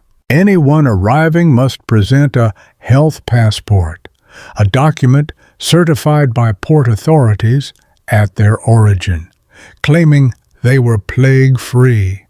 It's rudimentary, probably forged half the time, but it looks official. And in times of panic, that's half the job. Historians still argue how effective these maritime quarantines were. Some claim they slowed outbreaks. Others think they only worked when paired with strict local responses. But no one doubts that the idea of waiting it out, isolated, became a defining feature of plague-era maritime life. You board one of the old ships, now moored permanently as a museum. Below deck, the air is stale. Hammocks still hang between beams. A scratched tally marks the days on a beam, 40 lines and 1 cross. You stand there, swaying gently with the tide, and think, quarantine isn't just a public health tool, it's a state of mind, suspended, uncertain, waiting for something, anything, to change. And out on the sea, where nothing moves fast and everyone watches the horizon, that waiting becomes a kind of prayer. You step off the creaking ship, your legs wobbly from the imagined voyage, and find yourself in a bustling market square. If bustling means 5 people spaced 6 feet apart, all looking suspiciously at one another over baskets of onions. Markets, you realize, are another battleground, not just for survival, but for control. And so begins your next chapter, the strange, half-organized, slightly panicked world of medieval public space regulation during the plague. Right away, you see the difference. Gone are the shouting vendors, the crowded stalls, the aroma of cheese and fish and baking bread blending into something dangerously overwhelming. Now there are lines, physical ones, literal chalk marks on the cobbles telling buyers where to stand, and spoken ones, only 3 customers at the stall. Show your hands. Don't touch the fruit unless you're buying it. You've entered a space where social distancing becomes social choreography. The town you're in, let's call it St. Pockmark, has developed its own peculiar rules. Mondays are for grain, Tuesdays for meat, Wednesdays for linens. No mixing. One vendor tells you the town council thought separating goods by day might reduce contact. Another vendor smirks and says they just don't want butchers next to bakers anymore. You're handed a bit of vinegar-soaked cloth to hold over your nose. Not a mask exactly, more of a personal scented shield. The stall keeper selling leeks insists it keeps the bad air at bay. You're skeptical. You do it anyway. In some towns, carts aren't allowed into the square at all. Vendors must prearrange orders and leave them at drop-off points. You watch as a teenager collects parcels in baskets using a hooked stick, then wheels them out to various addresses. It's the birth of medieval contactless delivery. Historians still argue whether these public regulations were enforced consistently. Some towns issued ordinances with great ceremony, banners, bells, and crier proclamations. Others posted one sign and hoped for the best. But most places, you find, developed a system based more on shame than enforcement. You see it in action when an old man walks too close to a group. The surrounding crowd hisses. Someone throws a clump of dirt. He mutters and backs away. No guards needed, just the public mood kept taut by fear and gossip.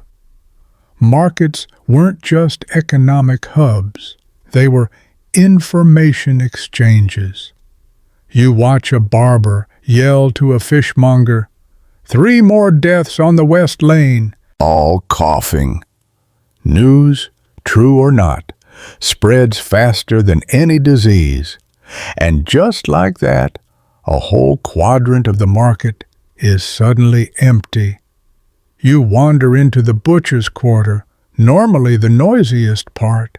Now, silent but for the thunk of cleavers and the occasional nervous goat.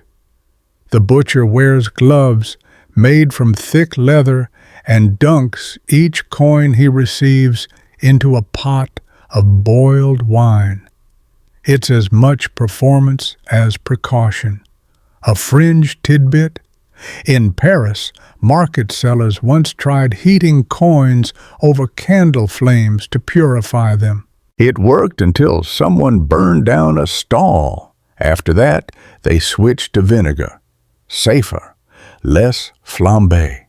You spot a few people passing notes to one another, orders, requests, even flirtations. Paper becomes safer than words, especially if soaked or held with tongs. You receive a folded parchment that reads, "You look suspiciously healthy. Are you single?" You pocket it, just in case. But as strange as it is to see a socially distanced market, what really hits you is how it reflects something deeper. Who gets access and who doesn't? You meet a woman who's not allowed into the square because her brother was recently sick. She begs a neighbor to buy her barley and apples. The neighbor does, but adds a fee. "Risk fee," she explains, not unkindly. This informal pricing system has exploded. Prices fluctuate wildly based on proximity to illness, rumor of symptoms, and, of course, availability. You see a bucket of garlic bulbs selling for 3 times their normal value, purely because someone said they ward off the death cough. You pass a sign that says "no spitting" in 3 languages. Another one reads, "Blessings, not touchings." Beneath it, someone scrawled, "Except for goats." And in the center of the square, the church has set up a prayer station where people can drop written requests into a sealed box. A priest reads them aloud from a raised pulpit every evening, keeping a safe distance and blessing everyone with a giant feather attached to a pole. It's absurd and oddly moving. You wander past a man selling birds, not to eat, to sniff. The scent of doves clears the head, he swears. A woman beside him hawks plague eggs, normal eggs with crosses painted on them. "Protection," she says. You almost believe her. Almost. Then you reach a corner where the mask vendors have gathered. Not plague masks per se. These are more practical, cloth covering soaked in herbs or leather patches strapped over the nose. A young girl tries to sell you one made of dried oranges and honey. You buy it. It smells like optimism. One vendor hands out wooden sticks. Distance wands, he calls them. You're not sure if it's satire or salesmanship. Either way, he's sold out. All this might seem chaotic, even silly, But the longer you stay, the more you realize these people are adapting. It's messy, improvised, but it works in its own rustic, onion-scented way. And it's not just about health, it's about agency. These market-goers can't control the plague, but they can choose how to wait it out, whether that means trading for cloth, chatting from 10 feet away, or sniffing a goose feather blessed by a nervous priest. You leave the market as the bells ring for closing. One last stall remains open, a candle vendor. He hands you a small taper and says, "For light, if the night gets lonely." You nod, because in this strange, half-functioning world of anxious commerce and cautious camaraderie, even the smallest light can feel like a victory.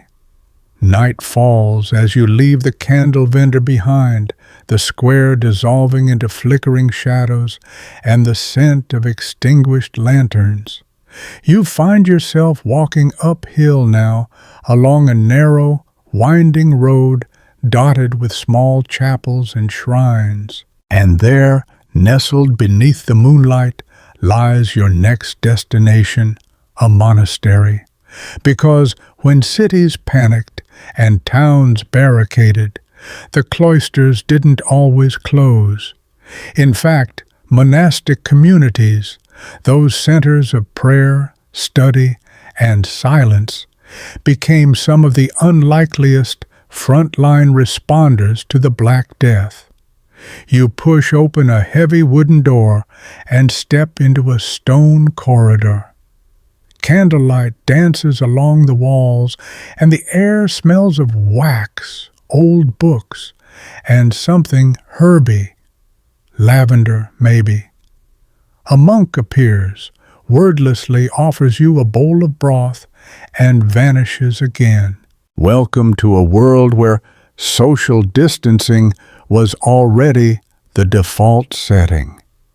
Monasteries, you discover, were uniquely positioned to weather a plague. The rhythm of prayer, isolation, and minimal external contact meant many were, in a sense, proto-quarantine zones.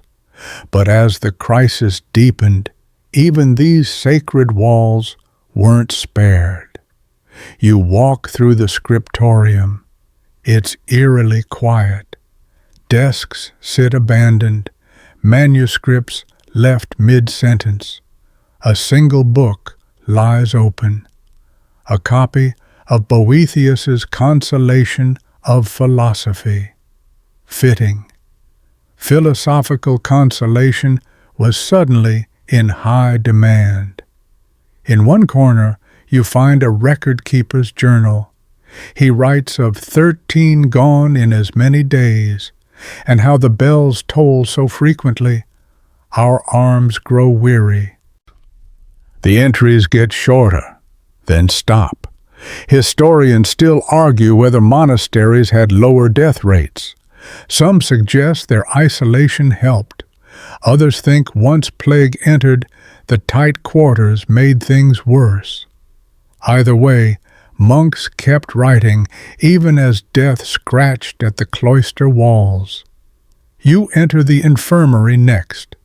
Rows of low pallets, herbs hanging from beams, bottles labeled in Latin, salvia, ruta, hyssopus, and in one corner a monk still tends to the sick.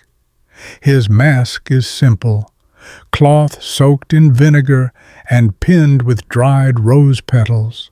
He hands you a pouch of camphor and says gently, "Breathe deep, but not too deep." He explains their system. Mild cases on the left, severe on the right, and prayers floating in the middle.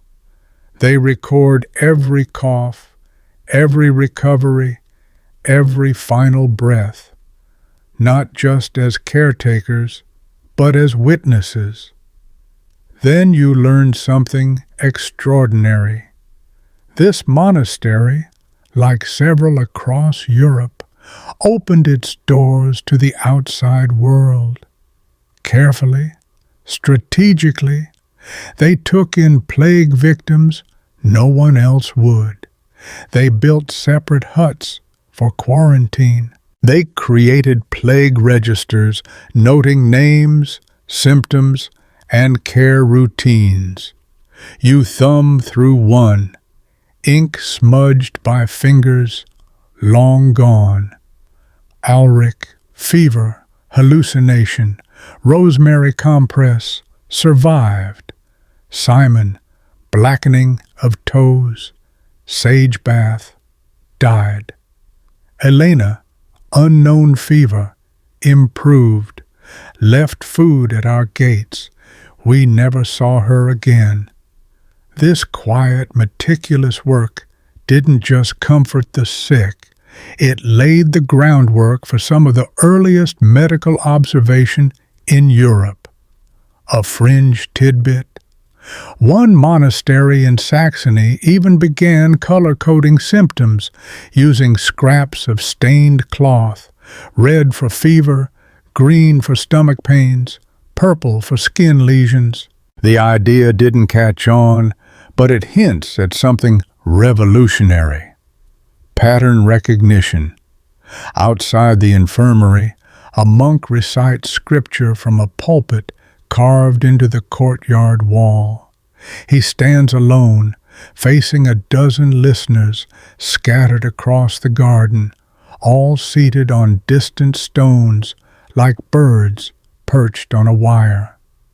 The acoustics carry his voice gently, as though the architecture itself has decided to help.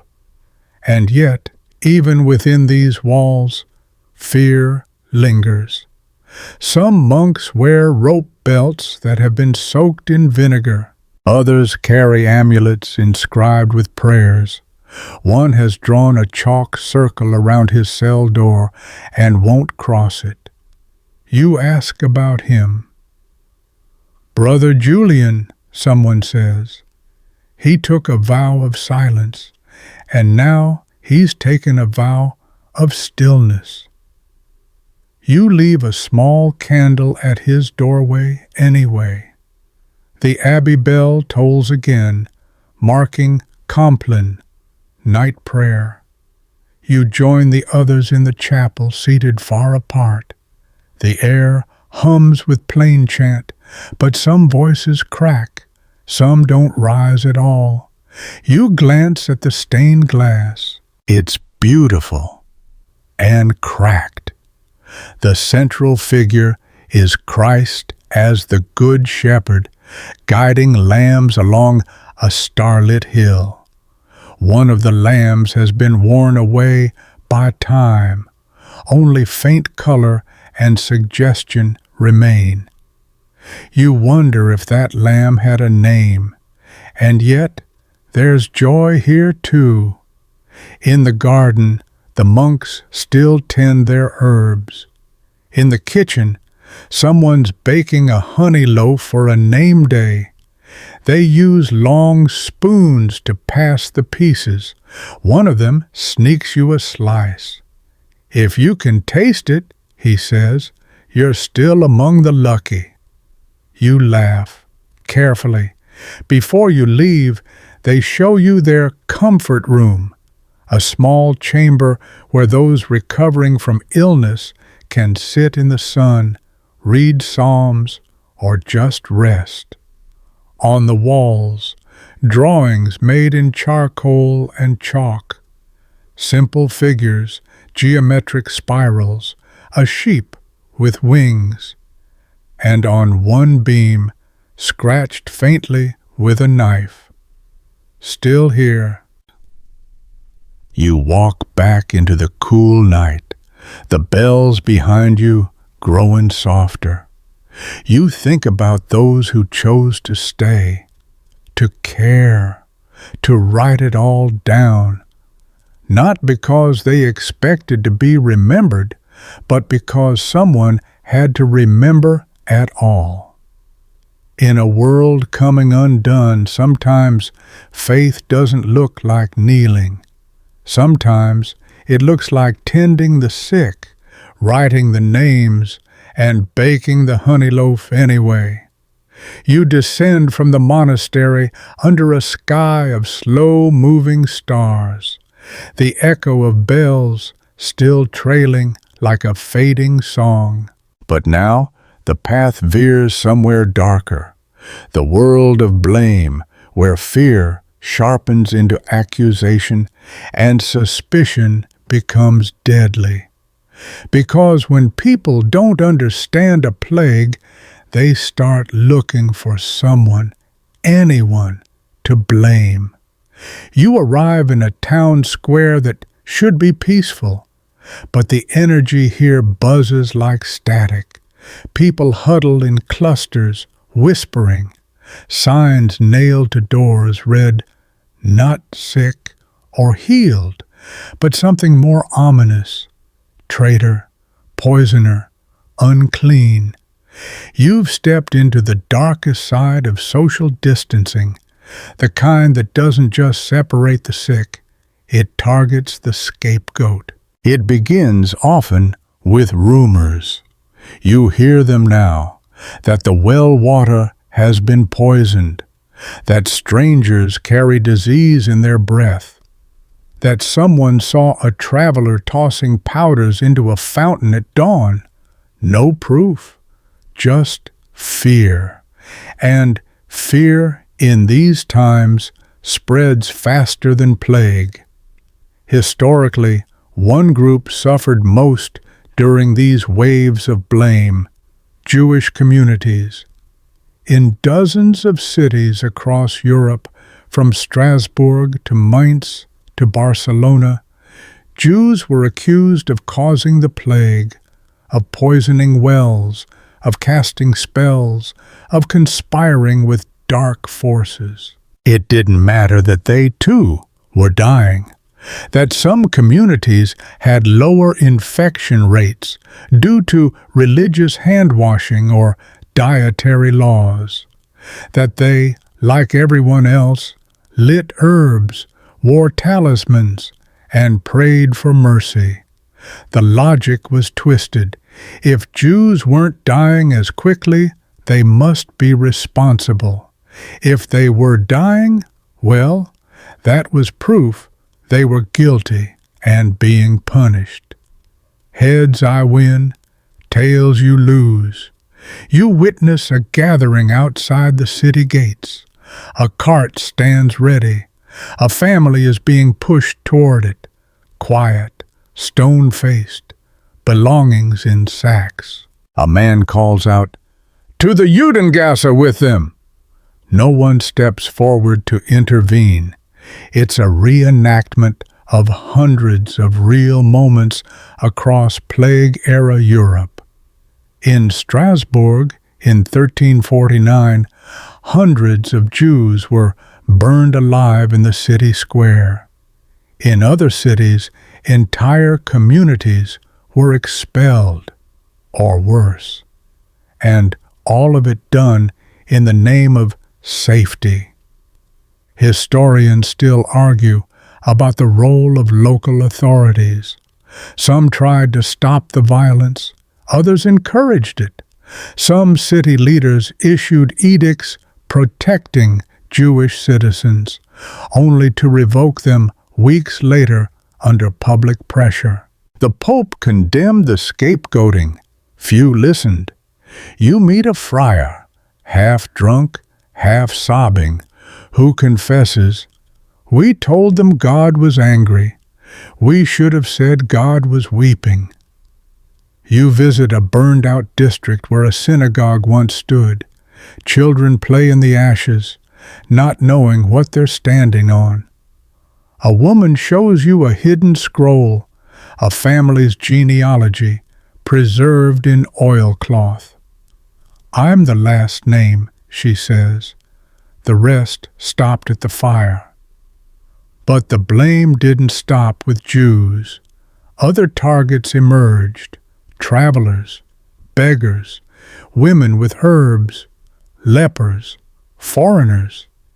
Anyone outside the bubble of local familiarity became suspect. You watch a town hold a smoke trial, forcing a poor man to inhale incense and herbs to prove he's not a carrier. He collapses. They cheer. You step back.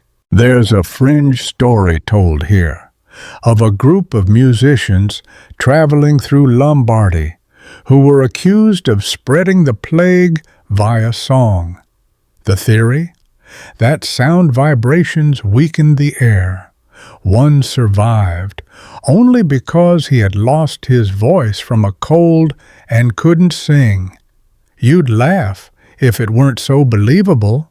Even animals weren't safe. In some places, dogs were killed en masse, thought to carry contagion. In Milan, cats were burned, ironically removing a key predator of rats. Blame became a kind of public theater. Someone had to take the sickness on behalf of everyone else, and once identified, they were cast out, or worse, ritually destroyed. It didn't cure the plague, but it gave people something to do with their terror. You stand by a dried-up well marked with a warning, "Here drank the cursed." No one uses it anymore, though everyone agrees it was never actually poisoned. Still, it's avoided, a kind of psychic quarantine, not of disease, but of memory. And yet, in the margins of this fear, you find small rebellions. A priest smuggles medicine to an accused woman in hiding. A baker quietly delivers loaves to a quarantined foreign family each dawn, leaving them on a flat stone without a word. A midwife visits a sick traveler and mutters, "No one's unclean when they're dying." You learn that in some cities, entire districts formed protection circles, neighbors who swore not to report each other no matter what rumors spread. They couldn't fight the disease, but they could defend against the next worst thing, panic with pitchforks. You return to the town square. The scapegoated family is gone now, but someone's drawn a chalk line where their cart stood. Above it, 3 words in Latin, "Fugit sed meminisse," flee, but remember. You sit on a stone bench as the night deepens. There's a heaviness to this part of the journey, not because it's the darkest, but because it's the most familiar. Even now, centuries later, in our clean cities with modern medicine, you know that fear still looks for a face. And sometimes it finds one that looks just different enough. You light the candle the monk gave you and place it beside the chalk line. Because the cure for blame isn't just medicine, it's memory and kindness, and refusing, absolutely refusing, to let panic turn us against the people standing nearest. Word count, 1086. The candle you left flickers in the dark behind you as you make your way into the city proper once more. But something has changed. The streets aren't just eerie now, they're orderly, cleaned, patrolled. People peek from behind windows. Notices are tacked to doors, corners, even trees. You've stepped into the jurisdiction of the plague ordinances, the first serious attempts at public health legislation. And whether they're brilliant or bonkers, they all have one thing in common: control. You're in Milan now, or perhaps Marseille, or even Dubrovnik again. Cities blend into each other when they're all issuing strict top-down plague laws. You find yourself shadowing a plague official, and trust me, this guy takes his job very, very seriously. He wears a red sash, carries a long staff, and insists that no one gets closer than a cart's length. He bangs on doors and pastes up notices with wax. On each one, the same word, infected, or sometimes watched. People are being marked, tracked, and yes, locked in. Entire homes sealed shut with bricks, chains, or guards posted outside. Quarantine is no longer voluntary here, it's enforced. You pass a house with its doors nailed closed. A small window remains unshuttered for food to be passed in. You hear voices inside, singing. Maybe it's to stay sane. Maybe it's to remind the neighbors they're still alive. In Venice, you hear of a family locked in for 40 days after a single sneeze. No one else in the house ever coughed, but still, they waited. You find a local law dictating exactly how to dispose of garbage, how to burn linens, even which direction to sweep the street. Always away from the homes of the clean, obviously. Historians still argue which city had the most detailed ordinances. Milan is famous for immediate walling. Entire homes sealed the moment someone fell ill, often with the sick and healthy together. In contrast, London had watchers assigned to stand outside plague houses and ensure no one left. And in Paris, well, they just paid fines and hoped for the best. A fringe tidbit? In some towns, people could buy plague exemption badges, wooden medallions or documents swearing the bearer had already survived plague and was therefore safe. Fake badges soon flooded the market. You find one carved from soap. It didn't fool anyone for long. You stop at a plaza where a gallows has been erected, not for murderers, but for ordinance breakers. A merchant tried to smuggle goods from a quarantined zone. Another man snuck out to meet his lover. Both were caught. One was fined, the other hanged. The line between sin and survival, paper thin.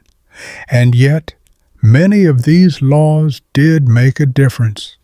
You see early versions of contact tracing, lists of everyone who'd been in a house, where they worked, who they'd visited. You find tax records altered to include health status. A tavern keeper's ledger shows canceled bills next to the word died. He kept tally anyway. In a city hall archive, you read aloud a proclamation from the Doge of Venice. No person shall enter the city from a vessel unless examined and certified clean. Anyone found concealing symptoms shall forfeit all property. It's bureaucracy with bite. You chuckle as you pass a sign that says, "No dancing until the pestilence ends." Someone scratched in smaller letters beneath, especially not the sexy kind. But what fascinates you most isn't the laws themselves. It's how people bent them. You follow a group of night whisperers, messengers who carry notes and packages between households under curfew. They speak in code, leave messages under stones, swap food for coin using long-handled baskets. And there's an underground apothecary, hidden in a cellar, walls lined with jars. She serves only those marked as unclean, officially illegal, practically essential. The city doesn't come for us, she says, unless we start curing the wrong people. You learn that some plague officials were corrupt, taking bribes to let people out early or to slap watched on a home instead of infected. Others were genuine heroes, going door to door, recording symptoms, comforting the dying. One man you meet lost his entire family but still shows up each morning to post the new death notices. Someone has to, he mutters. You pause at a fountain. It's been chained off. Too many hands, too much water. Now water is delivered at a price. A little girl runs up with a bucket, knocks over a candle vendor's cart, and is promptly chased with a broom. Social distancing, medieval style, and then you reach the records room. Rows of wooden boxes stuffed with parchment, lists of names, dates, neighborhoods, symptoms, outcomes. You run your hand over one, tracing the ink. It's all so methodical, so much effort to contain what couldn't be seen, touched, or predicted. One list is titled Cleansed Homes. Another, Suspect Streets. The ink gets darker as the years go on, as if the scribes were pressing harder each time, and yet you find oddities. One record notes, house fumigated by burning old shoes. Odor lingers, spirits seem appeased. Another, man fined for claiming he was immune due to garlic diet. Found dead, garlic stew donated to convent. You laugh softly, then feel guilty. But isn't that what these ordinances were trying to do? Not just stop the plague, but organize the chaos? Assign rules to the unrulable? Pretend, just for a moment, that someone was in charge? As the curfew bell tolls, you step into an alley and light the orange peel mask you bought earlier. It smells faintly of hope, or citrus, or both. And behind you, the city officials paste one more ordinance to the wall. Until further notice, all gatherings are forbidden, especially funerals, because even grief here must follow the rules. You wake with the sun cutting through a curtain of dust in a cramped attic room, the world outside still muted under plague regulations. But as you rub your eyes and step into the narrow alley, you feel a shift, not in disease, but in belief. Because now you enter the strange, flickering territory of magic, superstition, and divine punishment. When science fails, people look to the stars, to the saints, or to whatever charms they can sew into their sleeves. You're in Nuremberg now, or maybe Florence. The exact city doesn't matter. Everywhere has its rituals. You pass a man marking a red X above his doorway with ashes. Protection, he mutters, or at least a warning. He's not alone. You see people hanging bundles of dried flowers, lavender, rosemary, sage, over windows. Not because it works, but because doing something feels better than doing nothing. And the line between superstition and medicine, it's thinner than parchment. You visit an apothecary's booth where the shelves groan with concoctions, vinegar of 4 thieves, powdered emerald, horn of unicorn, probably rhino, let's be honest. She offers you a talisman wrapped in red silk. To protect your breath, she whispers. You buy it. Of course you do. A fringe favorite? Toad amulets. Yes, people really believed toads absorbed disease. Some wore dried ones around the neck. Others baked them into bread and buried it. You find one such loaf, forgotten in a stone nook. It smells better than expected. In the plaza, a man stands on a box, shouting at the sky, "This is punishment! Our sins have multiplied!" People nod, others cry. You spot a woman scribbling names in a ledger beside him. Sins? Victims? No one asks. It's not just fringe zealots either. Even educated folks start blending belief with biology. You hear a city doctor proclaim that the planets, especially Saturn and Jupiter, have aligned to release corrupted air. He shows you a chart of constellations, looks impressive, means nothing, but still it comforts. Historians still debate how much astrology influenced plague response. Some say it was marginal. Others argue entire quarantine decisions hinged on what Mars was doing that month. The truth is probably somewhere in the middle, because when you're desperate, even the stars look like advisors. And then, of course, there are the flagellants. You hear the chant before you see them, low, rhythmic, like a heartbeat made of guilt. They march into town barefoot, hoods drawn, backs bared. With each step they whip themselves, the cords leaving fresh red trails. Blood spatters, children cry, the crowd parts. This was real, especially during the Black Death.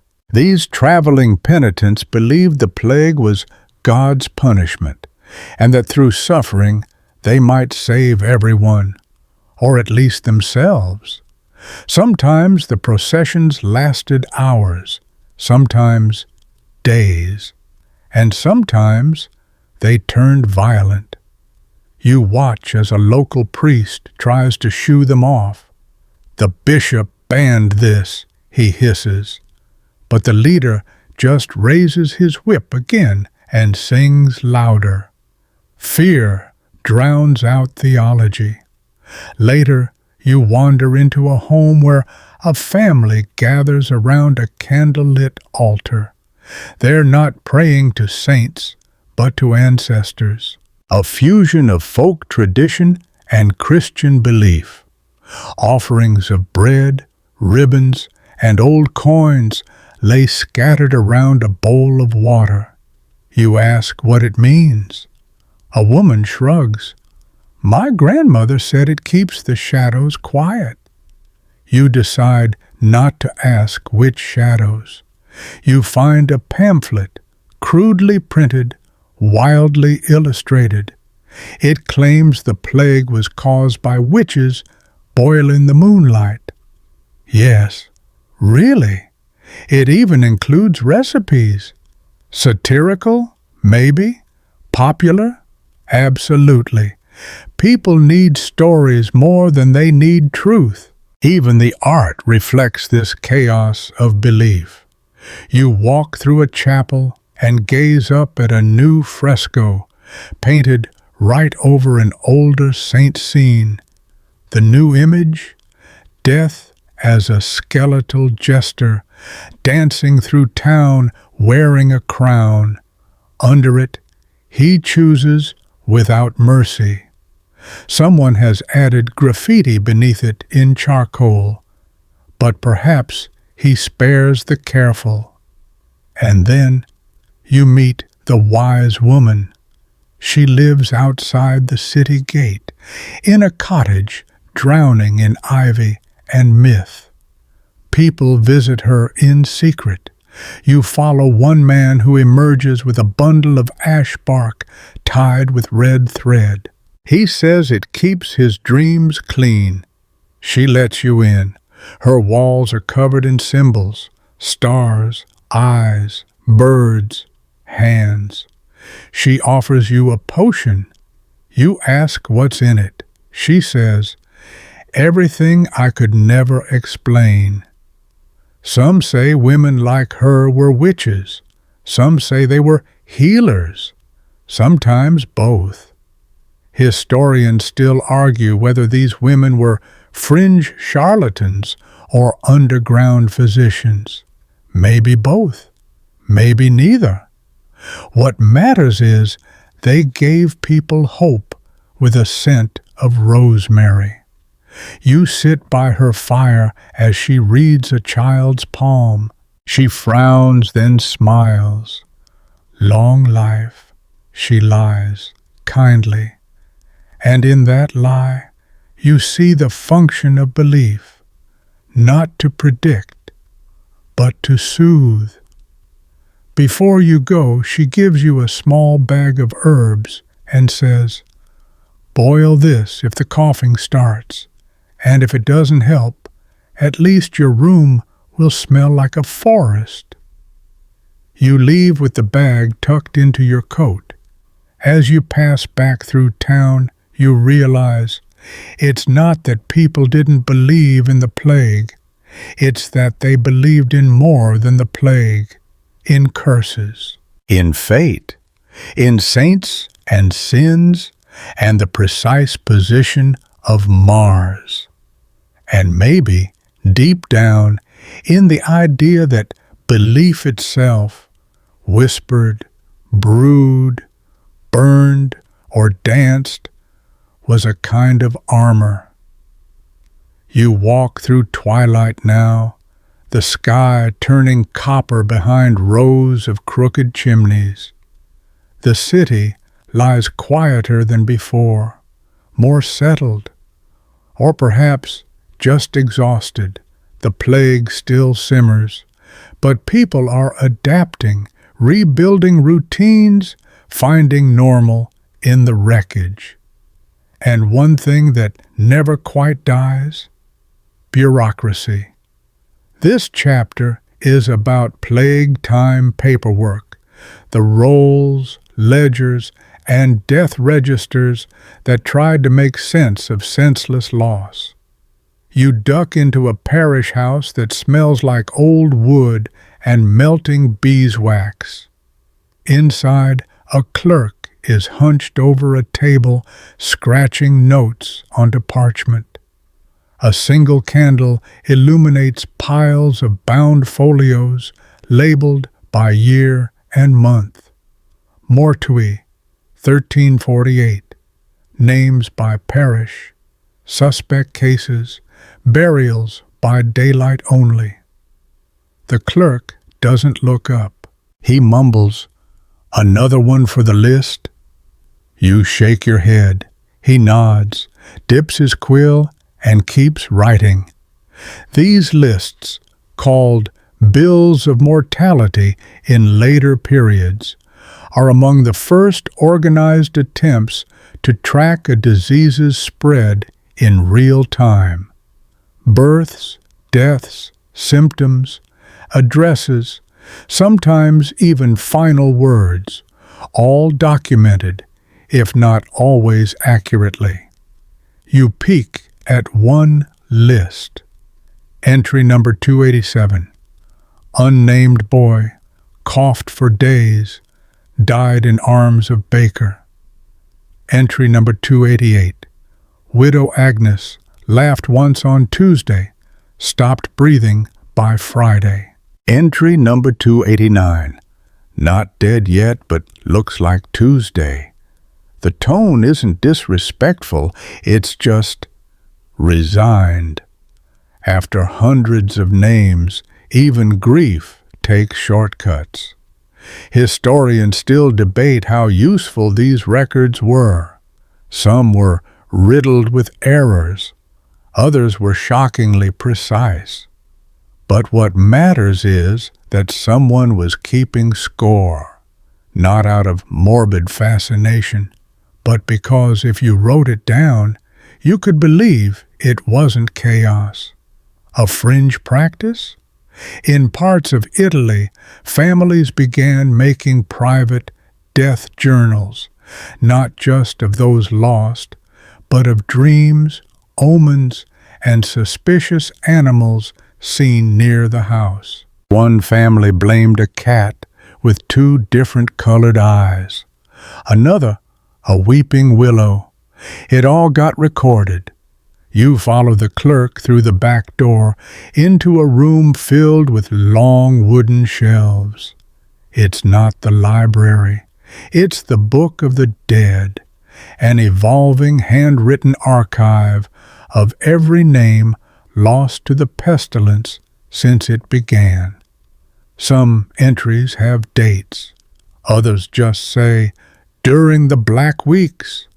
One page is stained with a thumbprint smeared across the words, "Mother and son, same hour." Nearby, a candle burns beside a page left blank. "For tomorrow's names," the clerk says, then adds, "or none if we're lucky."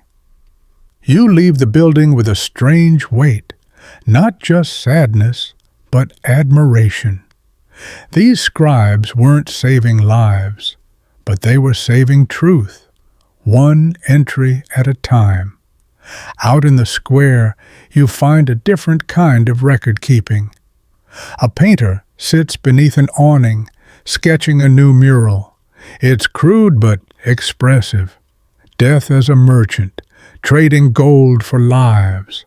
Around the border, tiny names are painted like vines curling upward. "For those who couldn't afford to be remembered," he explains. Elsewhere, a woman reads aloud from a family list. She does it every week, same time, same bench. "So their names don't fade," she says. People walk past, nod politely, leave small offerings, flowers, a crust of bread, a button. Some towns developed elaborate death rituals around these records, not just burials, but readings, like a roll call of the vanished. In some cities, bells rang not just once per death, but once per name read from the ledger each Sunday. Sometimes the bells rang for hours. You come across a boy chalking names on a church wall. "They wouldn't let us bury Grandma," he tells you, "but I saw this space and thought she'd like it." The chalk is pink, the handwriting wobbly. Beside the name, a heart. Bureaucracy doesn't usually get sentimental press, but here it's become something almost holy. Lists as liturgy, ink as incense. You peek into a guild hall where merchants are busy updating their membership book. Some names have been scratched out, others have been circled. Survivors. One man reads names aloud, then marks an X beside each one with a gentle sigh. You find a midwife who started her own book, not of the dead, but of the living. Every baby born since the plague began. She flips through the pages. Tomas, Petra, even one she named Hope. Literally, that's the baby's name. You grin. "I don't care if it's optimistic," she says. "Optimism's all I have left." There's a table in the square now where people come to write names on slips of paper. They place them in a box marked memory garden. No garden exists yet, but they're collecting names for when it does. You visit the cemetery, expecting sorrow, but you find quiet industry. Grave diggers, yes, but also stone carvers, planting tiny marks on crude wooden planks. A cross here, a sun there.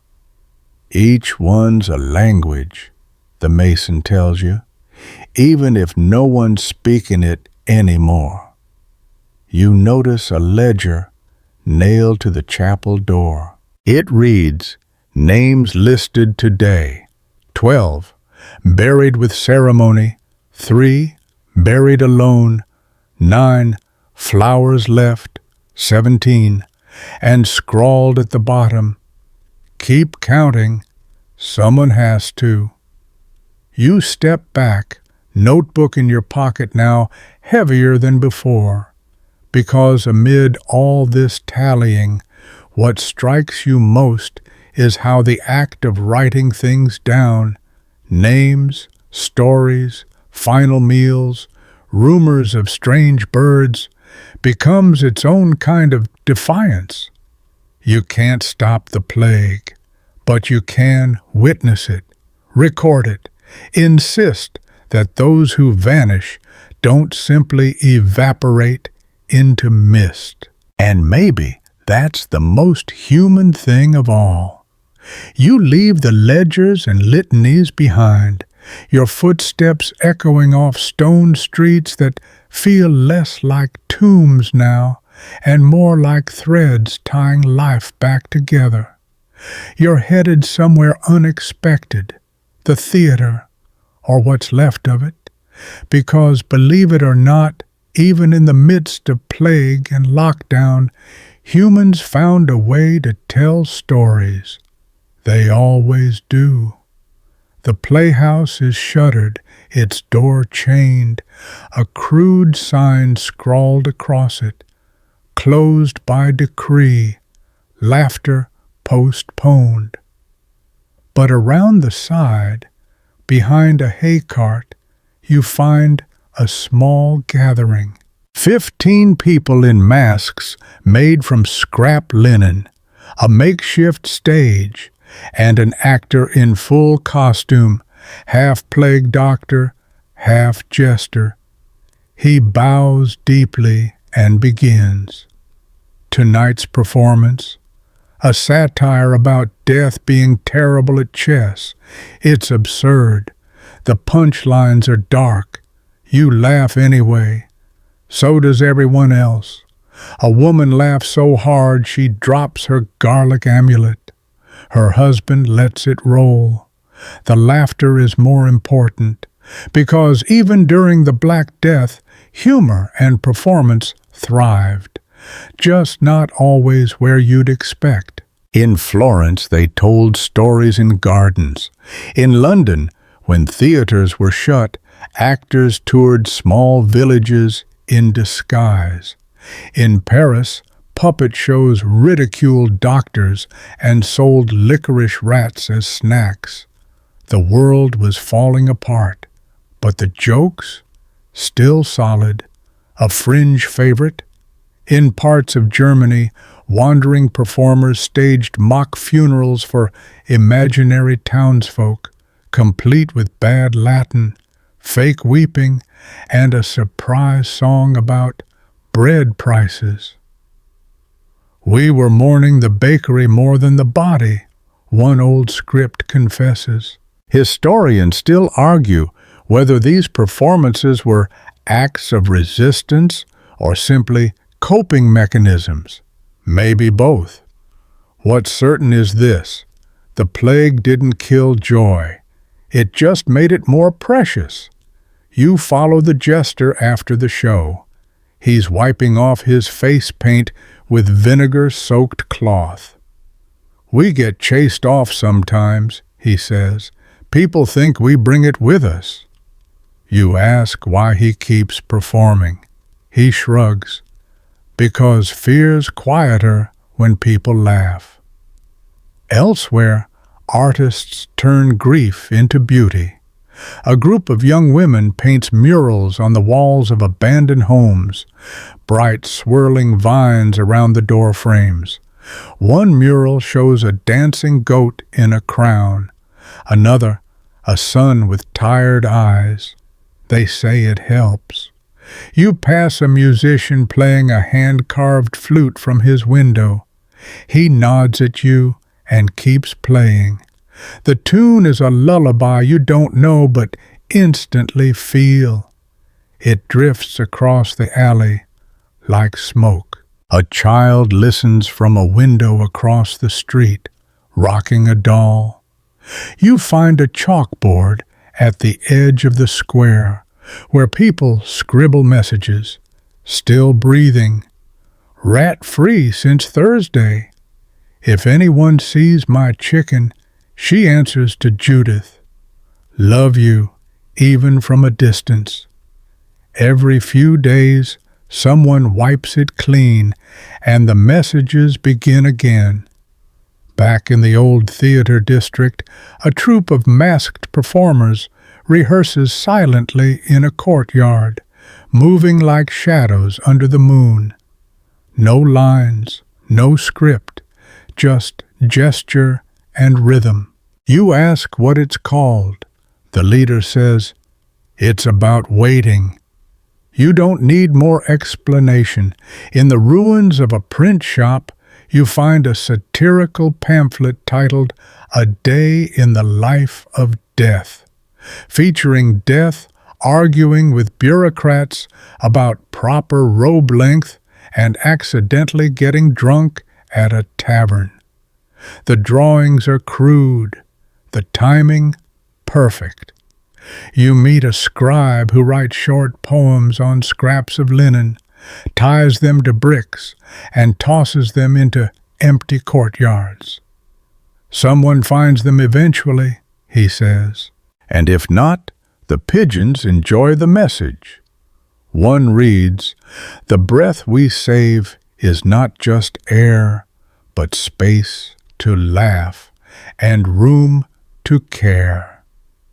If death comes knocking, let it find a soul still humming, calm and kind. You watch a group of orphans putting on a shadow play behind a curtain. A crooked candle flickers behind them, and the silhouettes dance. Dragons and doves, sick villagers turned heroes, cats that chase plague away. One puppet is clearly just a boot on a stick. It still earns cheers. Then there's the priest who rewrites psalms to rhyme and reads them in sing-song meter during services. If it sounds like a song, they listen more, he says. He gives you a copy. One line reads, though I walk through pestilent shade, I fear not rats, I've got my blade. You can't tell if it's parody or piety. It doesn't matter. Humor here isn't flippant. It's medicine with teeth. Laughter becomes a defiant breath against the stench of dread, a pause in mourning, a way to say, I'm still here, I still have something to offer. One night, a woman reads a play aloud to a courtyard full of silent neighbors. No costumes, no stage, just her voice echoing down the stone walls. When she finishes, no one claps. They just sit and breathe and whisper thank yous. You leave a coin beside the closed theater's door. Someone's etched a message in the wood. We'll be back, even if it's just in socks and soup pots. And that's what this chapter leaves you with. Not a grand finale, but an ensemble of small performances stitched into daily survival. Because even in plague, the world didn't stop telling stories. If anything, it told them louder. And when laughter returned, tentative, strange, often masked, it brought with it the shape of healing. It's early morning now, the world hushed in silver fog, and your feet crunch softly on frost-crusted cobbles. You've witnessed the fear, the rituals, the lockdowns, the laughter. But now, you're about to visit something stranger still, a place designed for plague, planned with purpose and dread, the plague hospital. You round a bend and find it perched on the outskirts, away from the main city walls, half cloaked in mist. Low buildings with wide eaves, rows of small windows, and a smell in the air that's not exactly bad, just antiseptic in a medieval sort of way. Burnt herbs, vinegar, and old wool. This is a lazaretto, one of the earliest quarantine hospitals in Europe, the kind that became the blueprint for future epidemics. The name comes from Lazarus, patron saint of lepers and the sick. You don't need a password to enter, just courage. A robed attendant greets you, not a doctor, but a watcher, part nurse, part guard, part priest. He carries a wooden rod, not to strike, but to gesture, because getting too close? That's still dangerous. Inside, the structure is efficient. Rooms arranged around courtyards, walkways wide enough for carts. You spot ropes hanging from windows with baskets at the end. Food delivery, contactless. Medieval innovation. The first thing you notice? Silence. No wailing, no frantic shouting, just the occasional cough and the soft slosh of water basins. It's not peaceful exactly. It's more like the calm of a ship in storm, holding steady, waiting. This lazaretto houses the gray zone patients, not yet dying, but not well. They're monitored, documented, separated. The beds are wooden, with straw mattresses sprinkled in wormwood and bay leaves. You sit beside a man who smells faintly of onion poultice. They say the fever leaves at dawn, he says. You ask if that's true. He smiles. It hasn't worked for me, but the onion's doing fine. You peek into the dispensary. Shelves are lined with concoctions labeled in shaky Latin. Aqua theriacalis, tinctura cinnamomi, oleum menthae. And yes, there's the infamous Four Thieves vinegar steeped in garlic, rosemary, and arrogance. The apothecary hands you a sample. For the road, she says, and your pores. In the ward for recovering patients, people are sewing. Blankets, clothes, face coverings. If your hands work, says the overseer, you use them. It's a rule here. Contribute, no matter how small. You notice a woman embroidering a plague doctor onto a kerchief, except he's smiling. It's eerie and sweet. You wander into a room with paintings on the walls, donated by the city to lift spirits. Most are religious, of course, but one shows a farmer shaking hands with death, both of them grinning like old poker buddies. Another, a chicken riding a rat. No explanation needed. Historians still argue about the exact origin of the lazaretto model. Venice claims it first, with its isolated island hospital in 1423. But Dubrovnik was issuing maritime quarantine orders even earlier. What's clear is this: the concept of organized long-term isolation was no longer theoretical.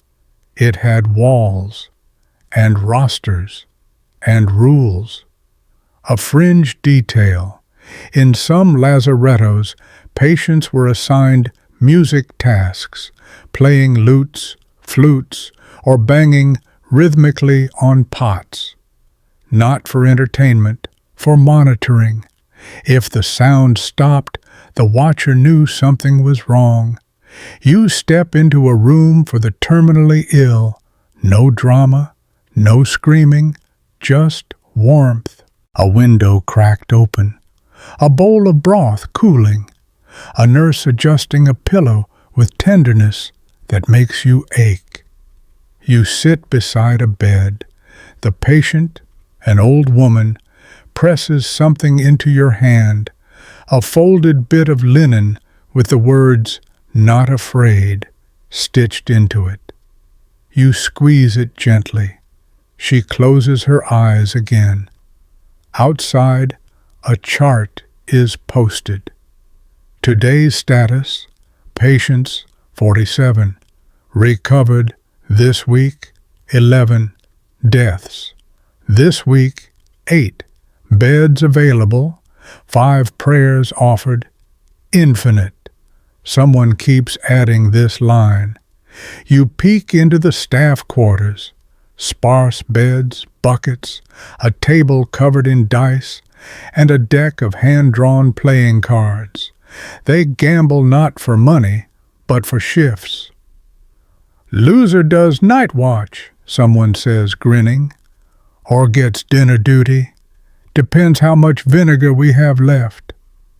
Not all hospitals were this organized. Some were chaos, others death traps. But when they worked, when they really worked, they were strange sanctuaries, places where disease didn't disappear, but at least became measurable. You pass a scribbled set of rules tacked to a door. No visitors except dreams. Always boil water, never hope. Masks on before the fever speaks.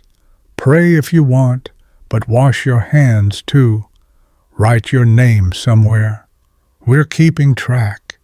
You walk out into the main courtyard again and see a nurse washing her hands, elbows to fingers, in lemon water. A small girl copies her movements, pretending the bowl is a cauldron. The watcher escorts you out, taps the staff twice against the gate post, and nods. Ritual complete. Day continues. Outside, carts creak past. Some carrying food, others hay, a few hauling patients on stretchers. One man sings softly as he rides. You can't catch the words. Maybe they don't matter. It's the singing that counts. You look back once at the orderly place of chaos and care. It's not hope that built it.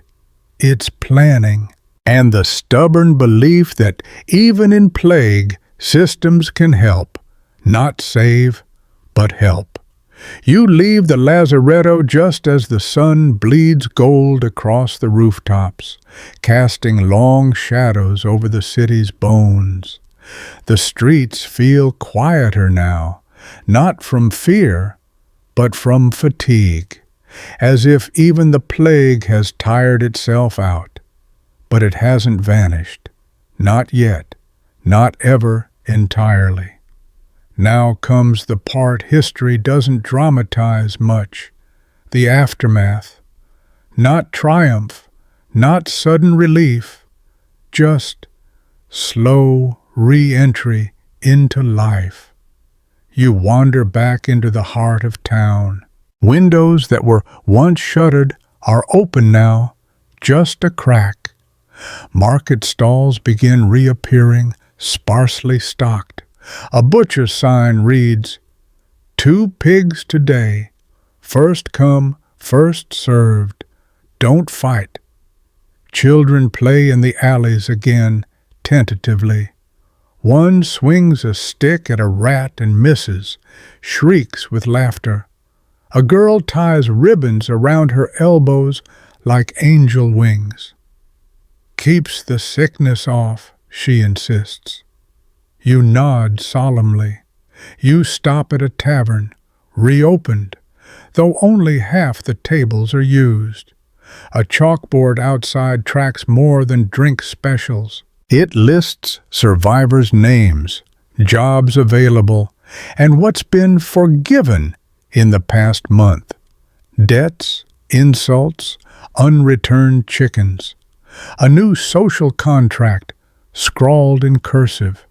Inside, a bard is tuning his lute. No plague songs, the innkeeper warns. Only lies and love stories tonight. Everyone nods. You realize something subtle has shifted. People aren't just surviving now, they're remembering. You visit a tailor hemming funeral garments into wedding attire. No sense wasting good black cloth, he says. Another man's made a business carving wooden masks, not for protection now, but as keepsakes. One is smiling, one has a mustache, one is entirely blank. You pass a newly painted sign reading, "We're open, we're clean, we're not sure what day it is." A fringe fact. In some towns, people held anti-plague festivals once the worst past, dressing up as ghosts, dancing through the night, burning old bedsheets, and singing absurd songs about boiled onions and talking rats. You catch the tail end of one now, masked dancers moving in awkward circles, banging spoons on pots. It's strange. It's healing. Historians still argue when the plague officially ended in each city. The truth? It never did in some. Waves returned, variants spread, but people stopped measuring time by infection counts and started counting reasons to live again. You sit by a fountain that's running again.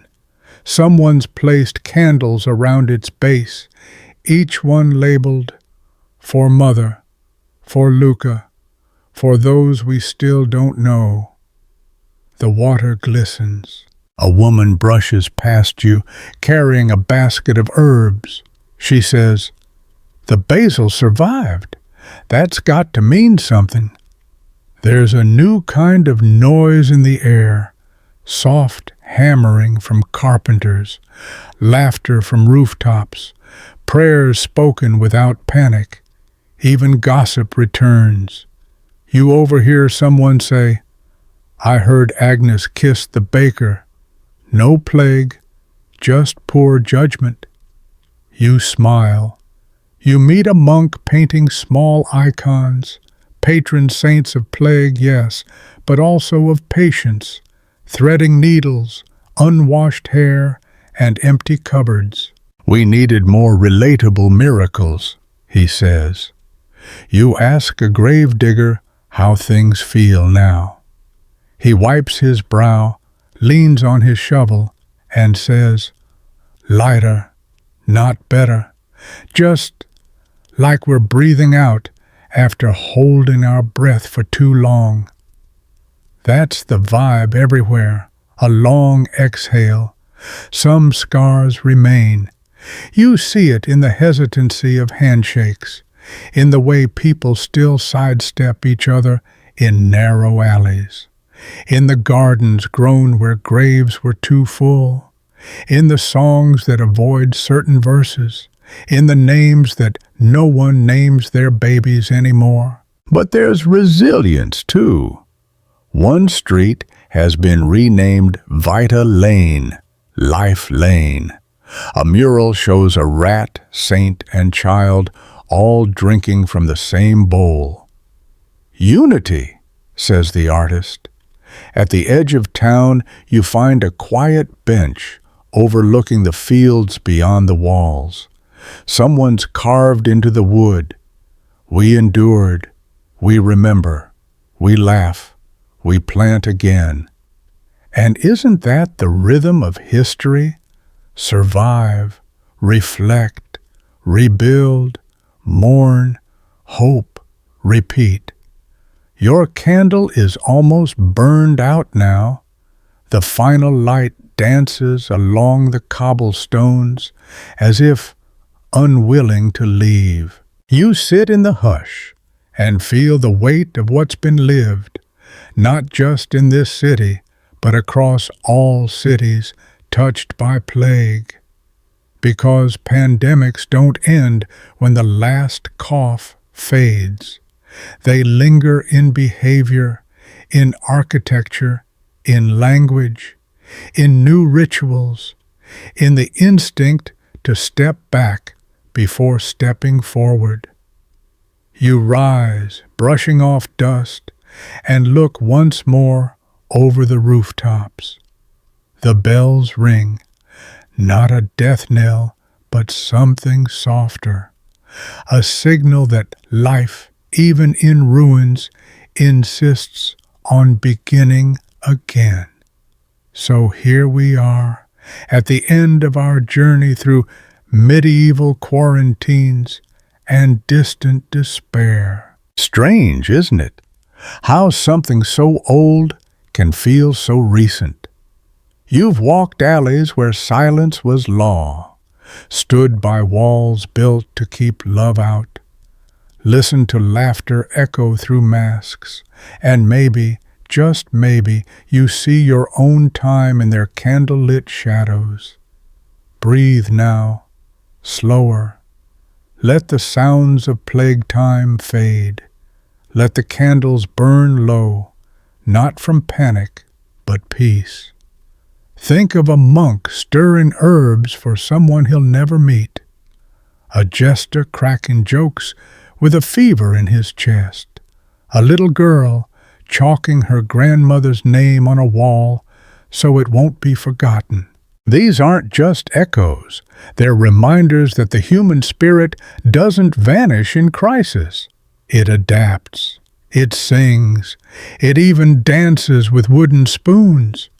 If you find yourself awake in the dark, wondering if the world has always been this fragile, well, it has. And still, somehow, it holds. So take heart.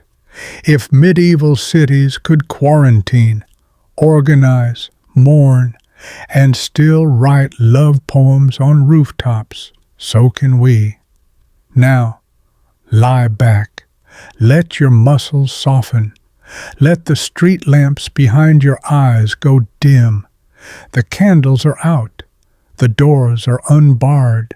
The masks are hung. The pages are written. The plague has passed for tonight. Sleep well, traveler.